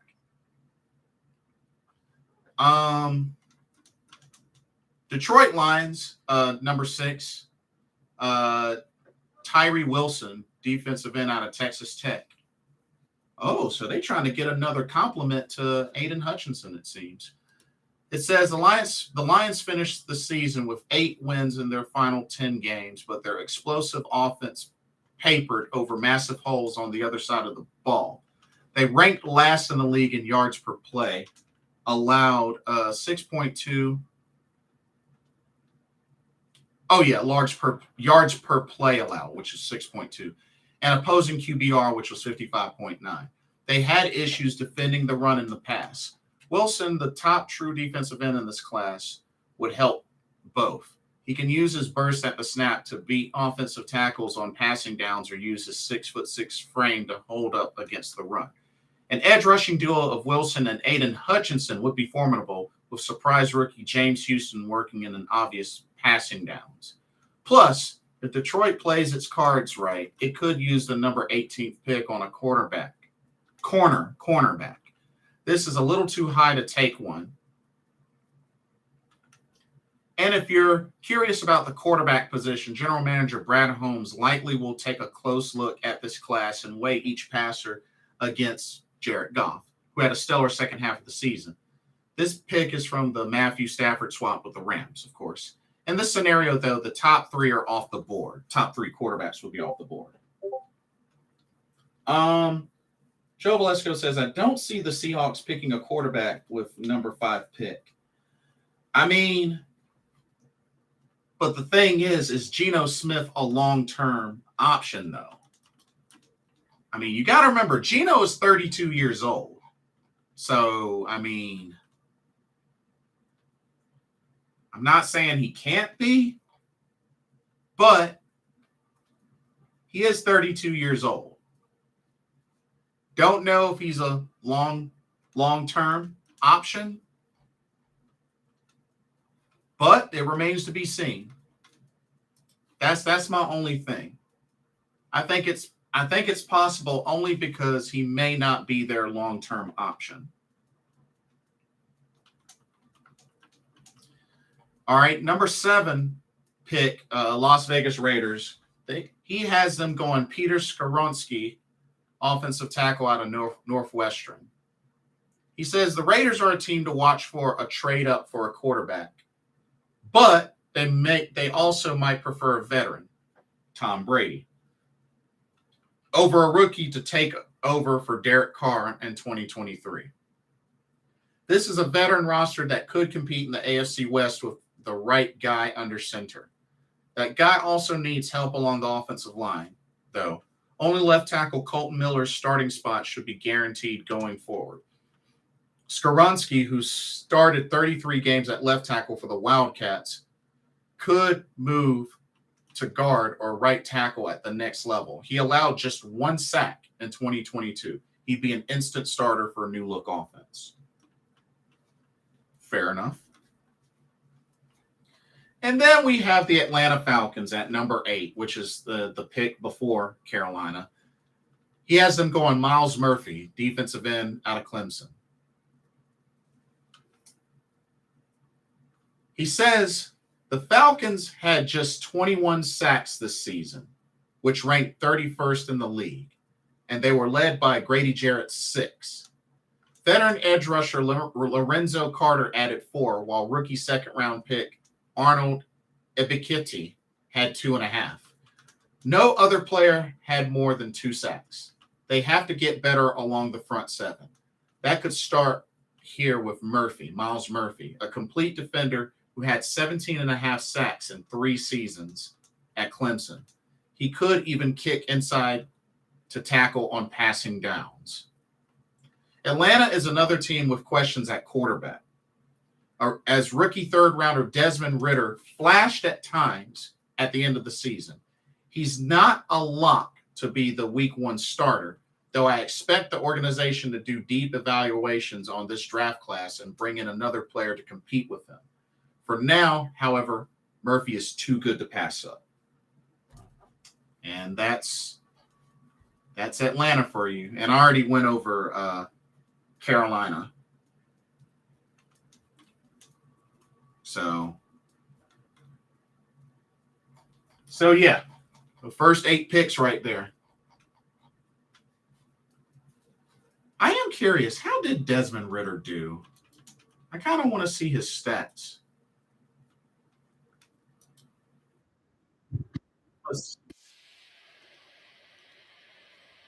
Sorry about that.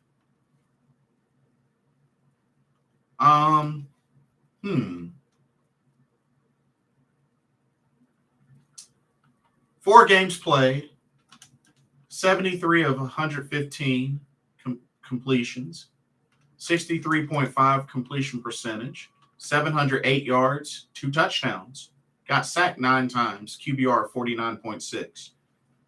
Well, did fumbled twice, but didn't throw any picks. I mean, hey, Desmond Ridder did a little something. Little something. Did a little something. But hey, that's it's not too bad. It's not too bad.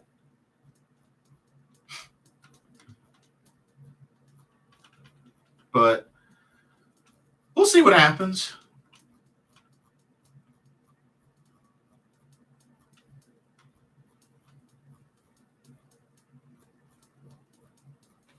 But I think that's going to do it for this evening. This was good. This was really good. We'll see what happens. Maybe we'll get an update before the end of this week. May not see anything until after the Super Bowl. We'll see. I don't know how many more second interviews they'll do, but we'll see what happens. We'll definitely see what happens. But that'll do it for this live stream for tonight. One other thing, be sure you check out the Game Beauty link in the description box. Check out each of the makeup and cosmetic products, video game theme. And if you're interested in making a purchase, maybe a gift for that special lady, don't forget to use the promo code BlitzBallChamp, all caps, and you get 10% off of your order. So definitely take advantage of that promo code. Other than that, I want to thank everybody for coming through, chatting it up with me, contributing to the discussions. Don't forget to like, comment, subscribe, hit that notification bell as well. Hope y'all enjoyed the content.